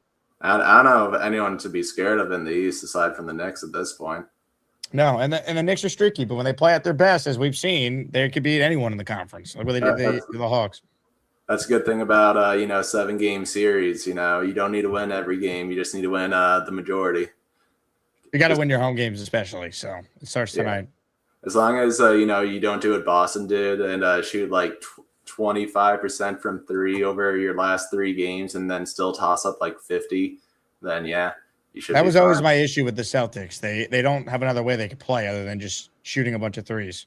Yeah, it's just the last 2 years they've moved to like just pure 3 shooting, which they did a great job building their roster to have a bunch of good 3 and D guys. But some nights it's just not going to fall for you, and they've yet to figure out that there is in fact a 2-point shot that could be attempted. What's up with your camera? You trying to hide something? I don't know. It's like I haven't bought this camera. I got this camera for this, and it's been acting weird lately. When I was testing it out with my camera before, and it was working fine. It's just I don't know. You a tech guy? Oh no! I can't see you. Get off your fat ass and come over here. Yeah, right here. How do you say his name? Jack Mehoff. How you doing, Stefan? Are you all right? Yeah, now I got a camera issues. As you can see. Whoa! What's wrong with your camera? As you can see, sometimes they'll like start focusing in going and out like this and going out like that. Well, that's me trying to like get it to do it. You mean trying to refocus? So keep it in focus just like that. Keep it like that. Take my advice. Go get the stuff clean out the refrigerator. Let it dry for about at least 15, 30 minutes. Freezer. Check it. Take everything out. Get in there. Clean all that extra brown shit, whatever's in there. After it's done, 15, 30 minutes. And then once everything is picked up, put everything back in there, line everything up, and then whatever's bad for food-wise,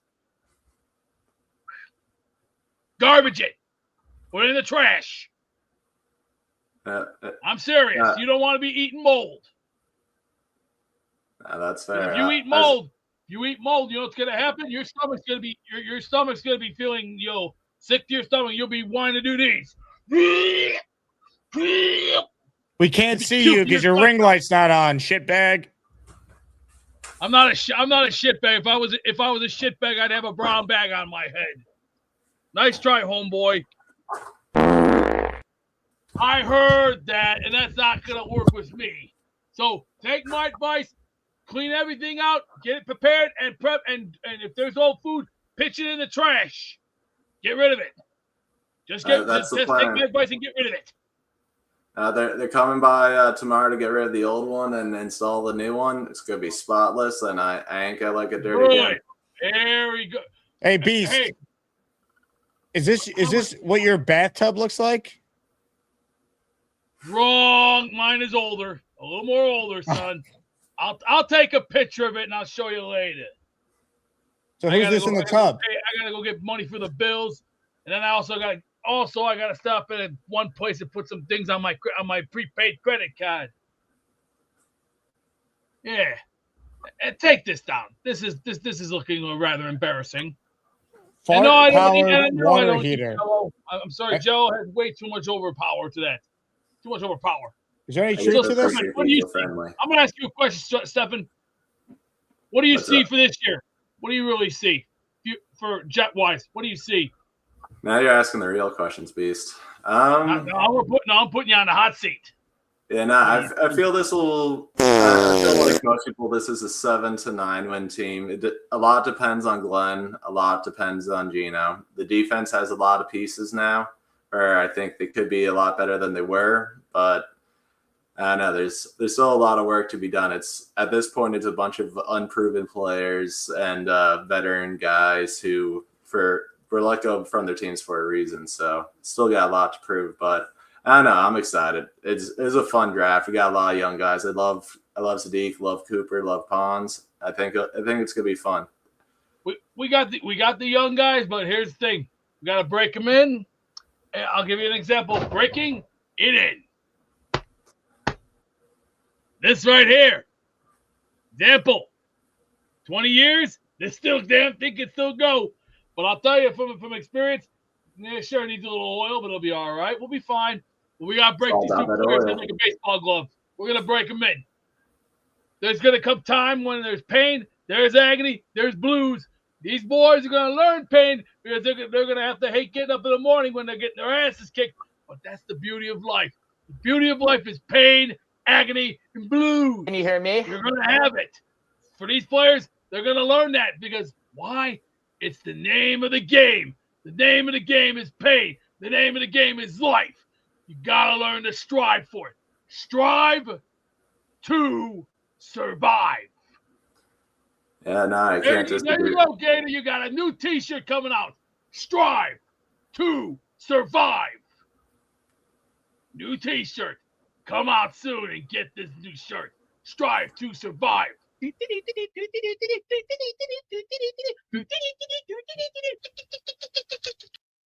covered a lot of ground there. Outstanding call by Beast and Stefan. Let's keep it rolling now with your calls. We say hello to this man. That's not football! That's not a man! That's a bitch! Hey, Pork. Hey, what's up, Jake? That's a little different take of me.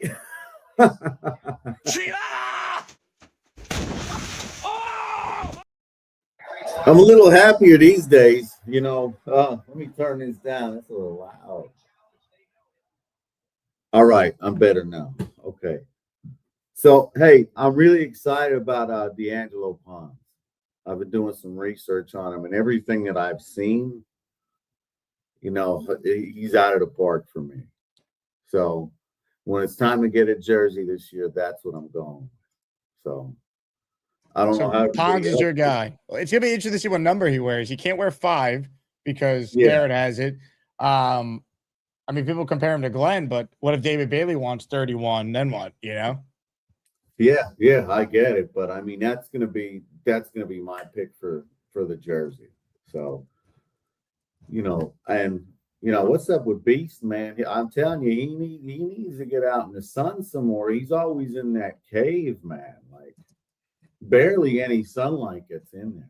The only light he sees is from the, you know, probably the light of his computer screen or phone or whatever he's looking at to make the videos. I mean, I think we should get on the Beast wagon to get him moving. You know, you want to talk to him? Yeah, get him on here. Let's talk to Beast. Ladies and gentlemen, meeting of the minds.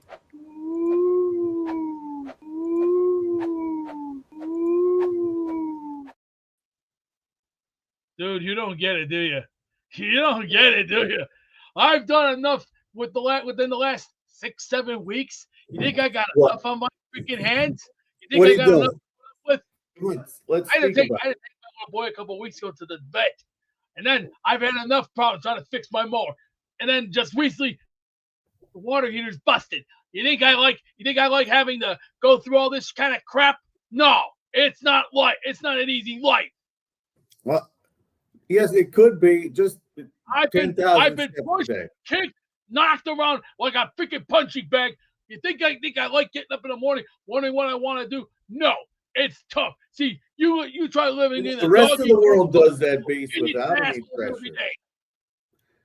You know, if you could look up, you could get up, my man. Oh, get moving, son. I've been around the block plenty of times. I've bled enough buckets of blood. I've already spilled like almost 6 quarts of blood. I've done enough. My blood has been spilled on every single piece of the battlefield because why I paid my dues. I've earned my reputation. How do you think I earned my reputation? Like, but at age 23, what did I do at age 23? I Where are earned the my receipts, reputation Beast? climbing up I that want ladder. to see the receipts. Where are the receipts? Where are these titles? Where's this guy Beasley, your nemesis? Career, wrestling career. What happened to Beasley? Every fucking thing I've named off from top to bottom, I've already accomplished that. See, this is why hard work pays. See, bad things don't last, but good guys do. Who's that guy, Bobby Beasley? Scott Hall. Scott Hall once said these words: "Bad guys learn to live, but bad things don't last. Good things." What? Come on, get it out. Come on, get it out, Beast. I've done Where my are these fair results? Where are these results? Go take a look. Go take a look at my Facebook. Go look at my Instagram. How do you think? Why do you think I put projects together? Because it's hard work. It pays. Project? Go take a look on my Facebook. It's real. I get it. My shit is way real. You know why it's real? Because I put the time in. I put the effort in. I put my blood, my sweat, because I know art when I see it. Where did you get the training to do this, Beast? Was it at Hogwarts? Learned it in school through many of that showed me the way. How do you think I learned it? You learn by climbing the ladder of success. You start at the bottom and you work your way up the ladder. That's what makes champions. But you start as a janitor. And wiser.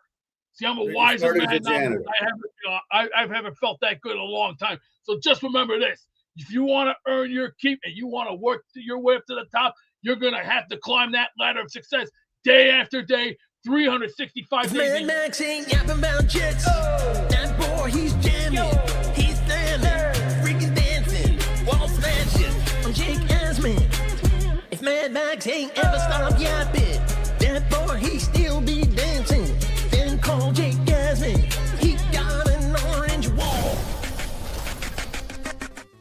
Honestly, Thunder Beast, I want nothing to do with this little spaz boy and cockroach.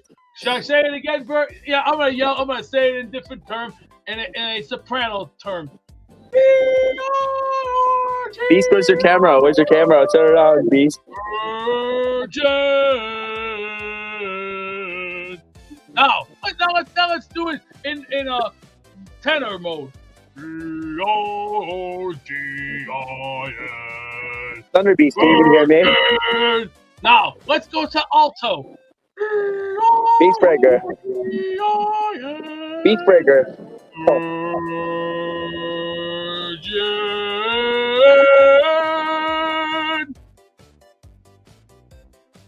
What's the matter? Did you pee your pants? Look at this. I think he left the trail. Beast, honestly, Beast, I have 180 pounds of pure muscle. Beast, I will roll you and attack me, honestly. If I was running against you, Beast, I will roll you. Hell up, you worthless cockroach. Why don't Beast, you I will roll you. Why don't you go rob a bank or something, or go eat Taco Bell, cheap ass? You are not fit, you are not quality, and you sure as hell Shameless Ninja. The sexiest body on God's green earth. Look at that. The body of a Greek goddess, and I'm telling you, I'm God, bitch.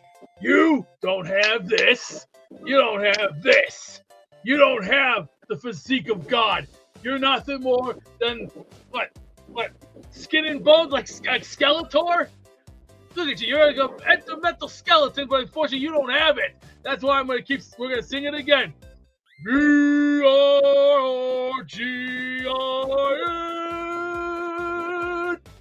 What's that spell? Urgent. Thank you, the Mormon Tabernacle Choir. What did he do to upset Beast, Max? What's Stefan? How you doing today, Stefan? You know what he just did? I think he left Stefan, who do you think has the bigger buy? Do you think I have the biggest buy or Beast Breaker? What do you think, Stefan? I think I'm bigger about the Beast Breaker. Bigger thighs or? No, there's a lot of mass there. That's not just mass, my friend. Beast, can you even hear me? That's years of power. Years of guts. And let me just say, this little piece of garbage, he don't have the balls enough because all he has is a little teeny weeny little Frankfurter, wee.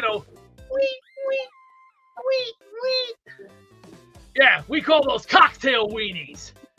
Yeah, keep dreaming. Whoever made a picture of that is a retard. Look at us at the store. Look at us at the jersey store. Look at us. Fake. It's fake. Look at us at Belmar Beach, Jake. Look at that. That's fake. Kids who want to do AI of me is totally pathetic. Me, I'm more real than what half the roster will never ever do. Because why? I've done my job. Take a look at Facebook. Take a look at my Instagram. One word describes it: real. So then, get back to me maybe in time frame, and go use a condom while you're at it. You ever hear of the words Trojan man, Trojan man?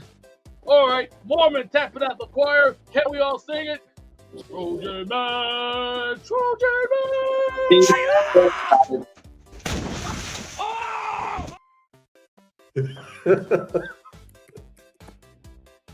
Thank you to the Mormon Tabernacle Choir.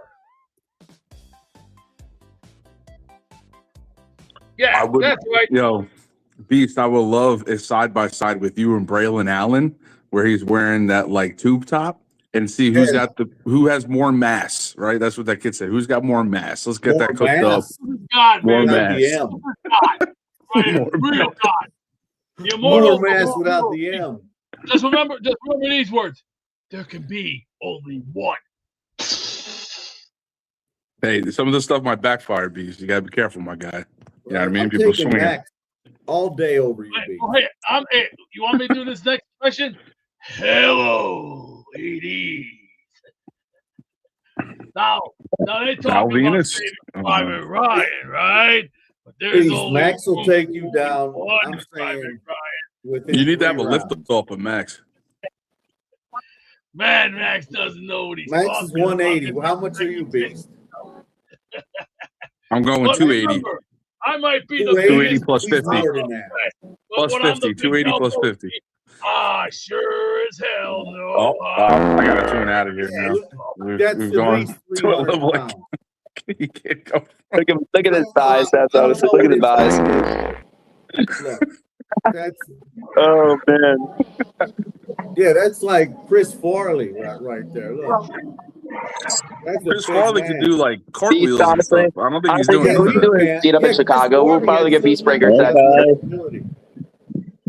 That's like the Atlas stomach. You have the Atlas. Look at that. Look at face. Mikey. What's up, Mikey Midnight? Yeah, how you doing, guys? I'm doing good. Yeah, Looking like Mr. Miyagi. Honestly, you look like Mr. Miyagi. Yeah, is Beast behaving himself? Hey, Beast, you hear me now? Beast, you hear me? Yes, I can, Mr. Wilford Bradley. Yeah, Mikey. Bradley mustache thing going. That's a nice look for you. I was going to ask you, are you working for the Quaker commercial now? No, I'm here. I said, did you think you were working for the Quaker Oats commercial? No. Well, you got that Wilford Bradley touch, you know, that whole mustache thing. That's kind of that Wilford touch. Yeah, I like it. You like it? You like it, Beast? So, hey, question. What happened to your car? See, I was driving to go to meet my dad at Walpole at Shores, but it was snowing. It was snowing. They didn't suspect on the highway. They didn't say no snow. So I went there, I got in an accident. It was crazy. So you don't. But I could get a new car. My dad's gonna help me get a new car. Yeah. What kind of car Yeah. are you looking for? I want to get a Toyota again. My dad said I should get a. Can't hear you. Restart. Go to commercial. What a show this has been, huh? Home stretch here. Let's get back to your calls. Let's say hello to, we have Curly Norman. Hello, Curly. Can you hear me? Oh, we hear you, Curly. Let me pause this real quick. Good job. What point of the offseason are we in? The part of the offseason where we're winning 9 or 10 games. You know how it goes. Yeah, the corpse of Frank Reich and Geno Smith are going to light up the NFL on fire. What would be your level of shock if the Jets won 9 games? That Beast is 240 level shock. Really? How fat do you think Beast is? He's got to be at least 275, at least. Beast, how much do you weigh? 272. 272. You buying it? There you go. Bang. Because I weigh 205, and there's no way he said 240 a couple months ago. So, but yeah. How are you? How are things? I'm good. Ready for the Knicks tonight. Love the Frazier jersey behind you there. Yeah. That's my only shot of a championship. For a long time. I mean, I thought the Rangers might do it 10 years ago, 12 years ago, but. Are you not a baseball fan? Thank God I'm not.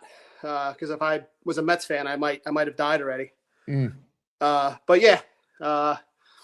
So I went to Australia and I put it in the Discord that there was a guinea pig cafe in Adelaide, Australia. I don't know how Craig couldn't have informed the Asmaniac community and Beast about that, but legit 100%. I took a picture of it. I was laughing out loud. People on my tour bus thought I was, something was wrong with me. I just thought that was hilarious. But yeah. I mean, listen, you know me. I don't think we're much, but it's good. People can have hope. Having hope is fun. I typed it in the chat, and Big Fella got a kick out of it. Be positive is just a blood type. So that's what it is to me. So. Did you not think they had a good draft though? Because I'm like you. I don't think this team's going to be great this year, but I think they had a good draft. I mean, as far as you could say after, if these guys are good, then yeah, but we don't know. I mean, we had a good draft in 2022, and if you don't have a quarterback and you don't have a head coach, you can have as many good drafts as you want. It's not going to move the needle. Better than not having a good draft. But we don't know. I mean, we might have not had a good draft. I don't know. If they but how did you feel in 20? I felt like they had a really good draft that night, and I have a similar feeling, 4 years later. Yeah, I mean, when we took Sauce, I was kind of shocked. I thought they were going to take an edge, and I wasn't the biggest Jermaine guy, but he was a hit, I guess. I mean, we traded him, but I mean, like I said, 7 wins. We had 7 wins with those guys, and we had Zach Wilson, unfortunately.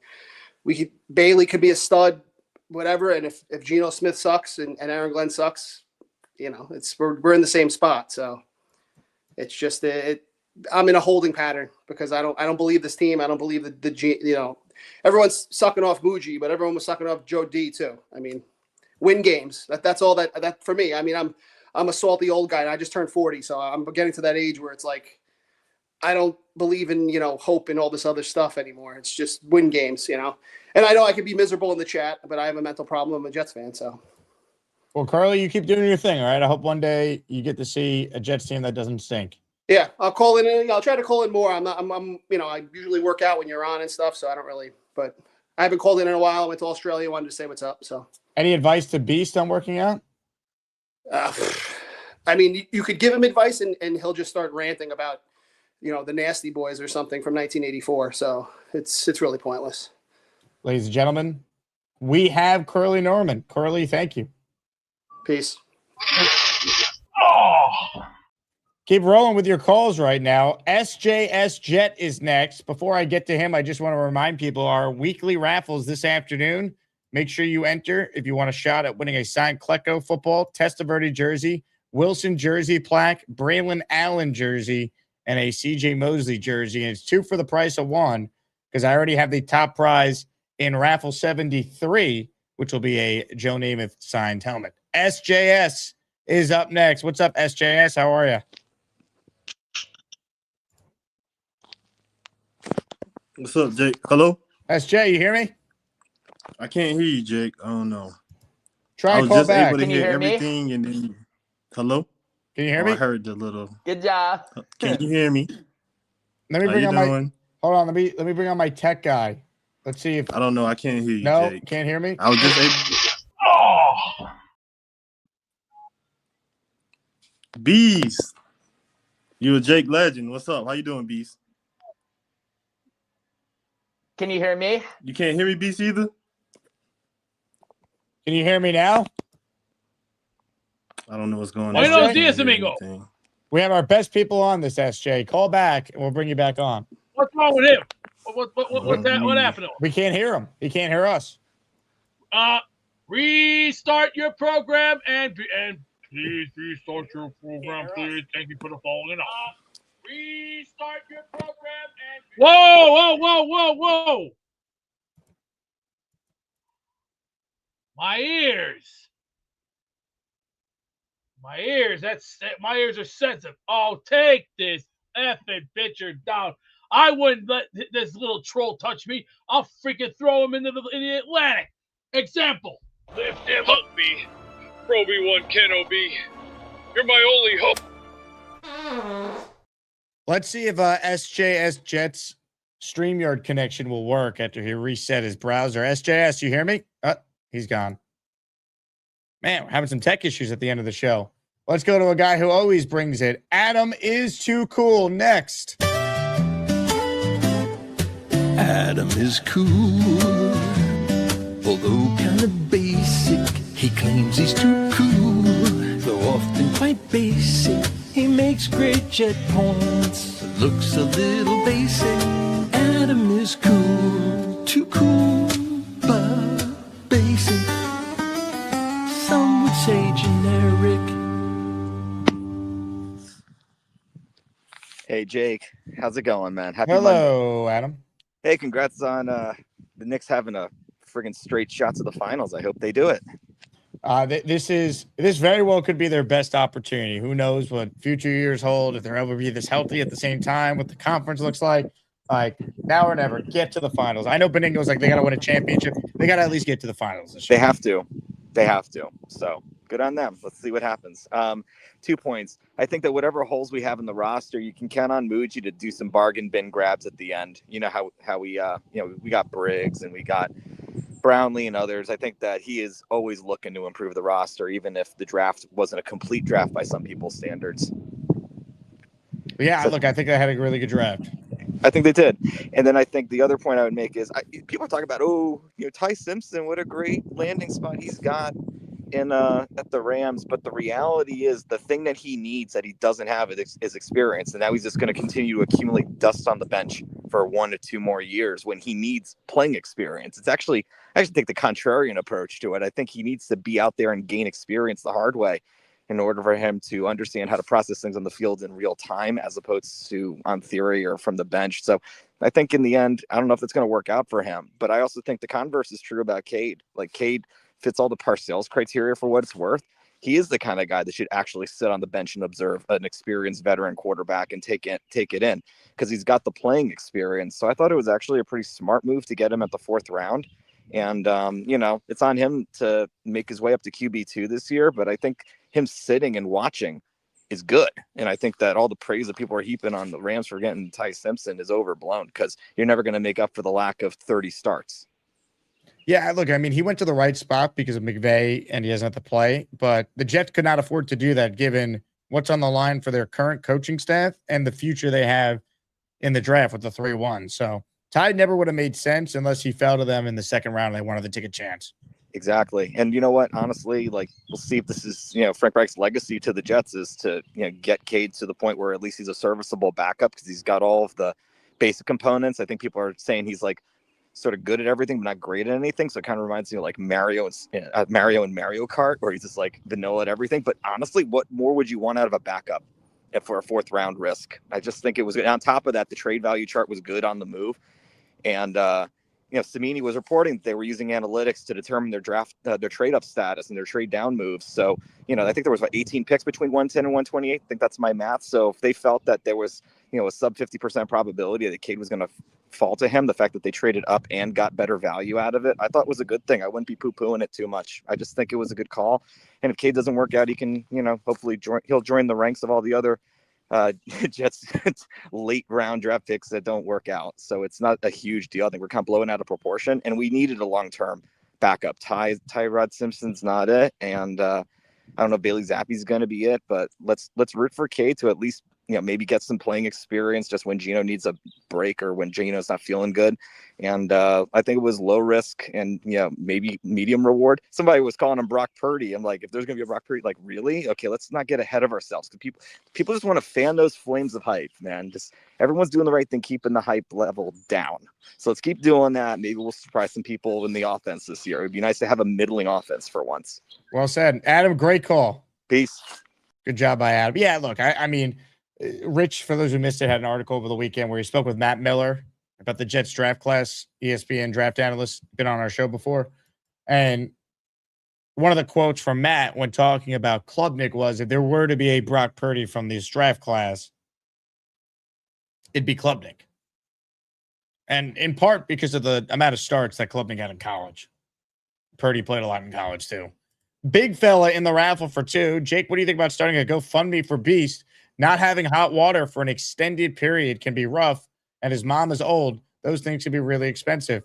Beast, what's the deal with the hot water here?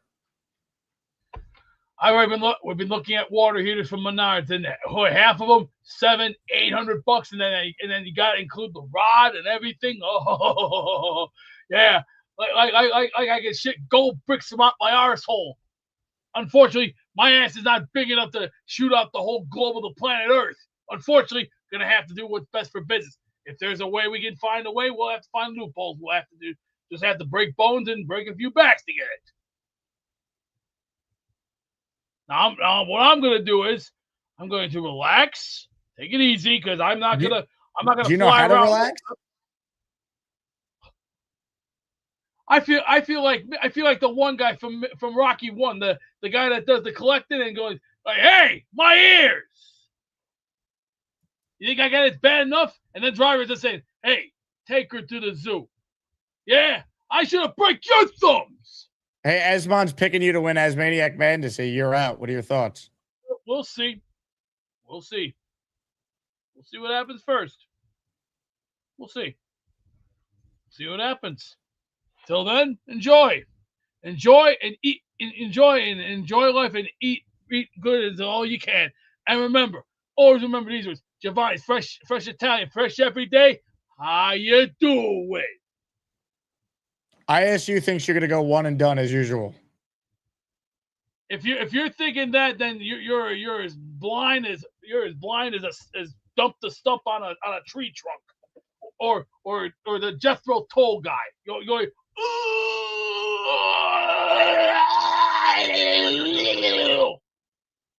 right.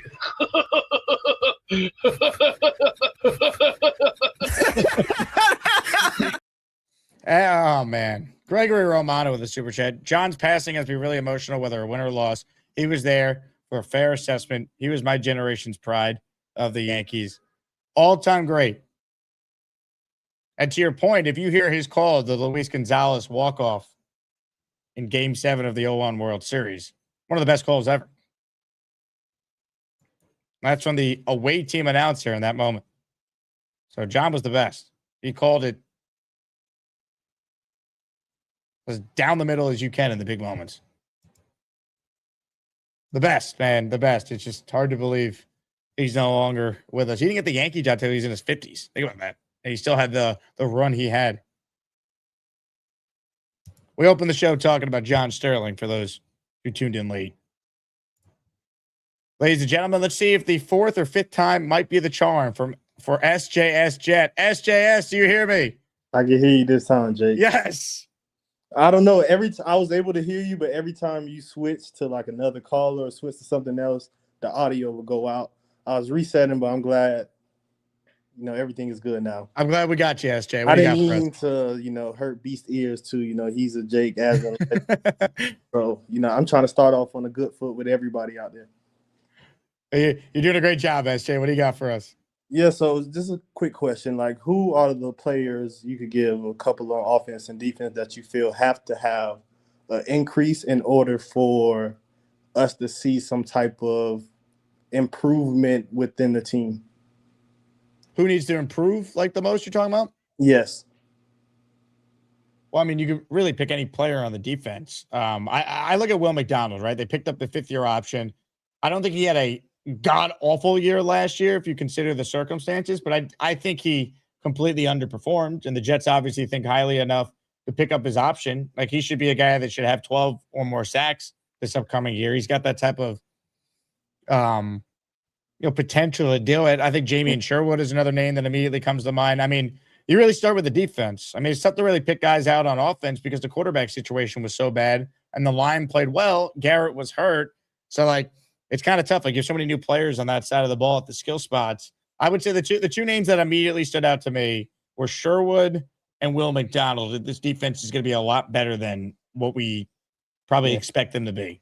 Yeah, they had to have some type of faith in, Sherwood to not look at another linebacker, not to get another linebacker in free agency, not to draft another one. So they had to have some type of faith that last year was just a down year for him and he's going to improve some type of way. Agreed. And look, they could have replaced him. They still have. And I still think there's a chance they might acquire a veteran in a trade. We saw Muji do that a couple times last year with day 3 picks and bringing guys late in training camp. It wouldn't shock me if that happens again, but there's some guys out there too. Like AJ Milano's out there. I'd sign him, to be a linebacker, or Bobby Okereke. I'd add one more veteran to that room. Yeah, I do agree, because we can't go out there with, no offense, with Kiko as the third linebacker playing snaps out there and meaningful plays. We can't have it. So I definitely agree. And of course, the biggest change that needs to happen is with coaching. Like, if coaching doesn't get improved, the players being improved doesn't mean anything. Look, I agree with you. I feel like did we lose yesterday? I think we did. Good call though, man. We got most of that. They're one linebacker injury away from being totally screwed, especially if it's DeMario Davis. And I get it, Davis is an older player, so you can't expect him to play every game, but that's what he's done in his career. And at some point, father time is father time. They need some more depth there. Black Gypsy nailed it with his comment. If DeMario gets hurt, we are effed. Yeah. I completely agree with that. Bucky writes in, Jake, I'm literally laughing to the point of tears. Beast jacked up that quote so badly, his eyes keep rolling back when he finishes a sentence. This is one of a kind. I'm not sure which quote this was in reference to, but Beast is bringing the laughs, the entertainment here on a Monday morning, which is now a Monday afternoon. We'll be back 4:30 Eastern time today. I'm going to be joined by Michael Megan from the Badlands network of Jet content. We'll talk about the state of the franchise with him. A lot of people unhappy with Meigs' take on Cade Klubnik. So you'll get a chance to tell him how you feel directly. Plus, the weekly raffle will be this afternoon for a signed Mosley jersey, signed Braylon Allen jersey, a framed Garrett Wilson jersey plaque, Vinny Testaverde signed jersey, and a Joe Klecko signed football. Ralphie rocks at the buzzer here. Did Beast say he has the body of a Greek goddess? Yes, he did. Beast. Where's the bell? Where's my bell? Well, you know what? We'll say it by bell. Body of a Greek goddess. I have a body of the Greek god. Why? Greek is in my family history. Oh. And that's a show, folks. Hit the like button. Make sure you subscribe to the channel if you haven't. Patreon.com/Jake Asman Show. We need your support now more than ever. If you join the Patreon, you'll get access to our Discord, all the other perks that come with the membership as well. You guys are the best. Thanks for being here, rocking with us year round, especially in the off season. We will talk to you guys soon. JETS, Jets, Jets, Jets. Oh my God.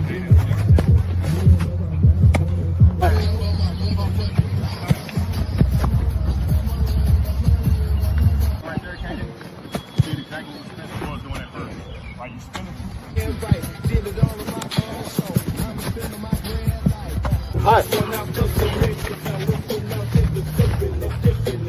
Hi. Now.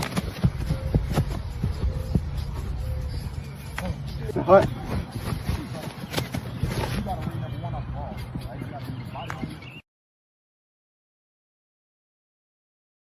Jake. Hello. Yes. Oh, yeah. That feels better. Oh, baby. That concludes our Jake Asman show. May Jesus love us, and may we respect the Lord as our Savior. Oh.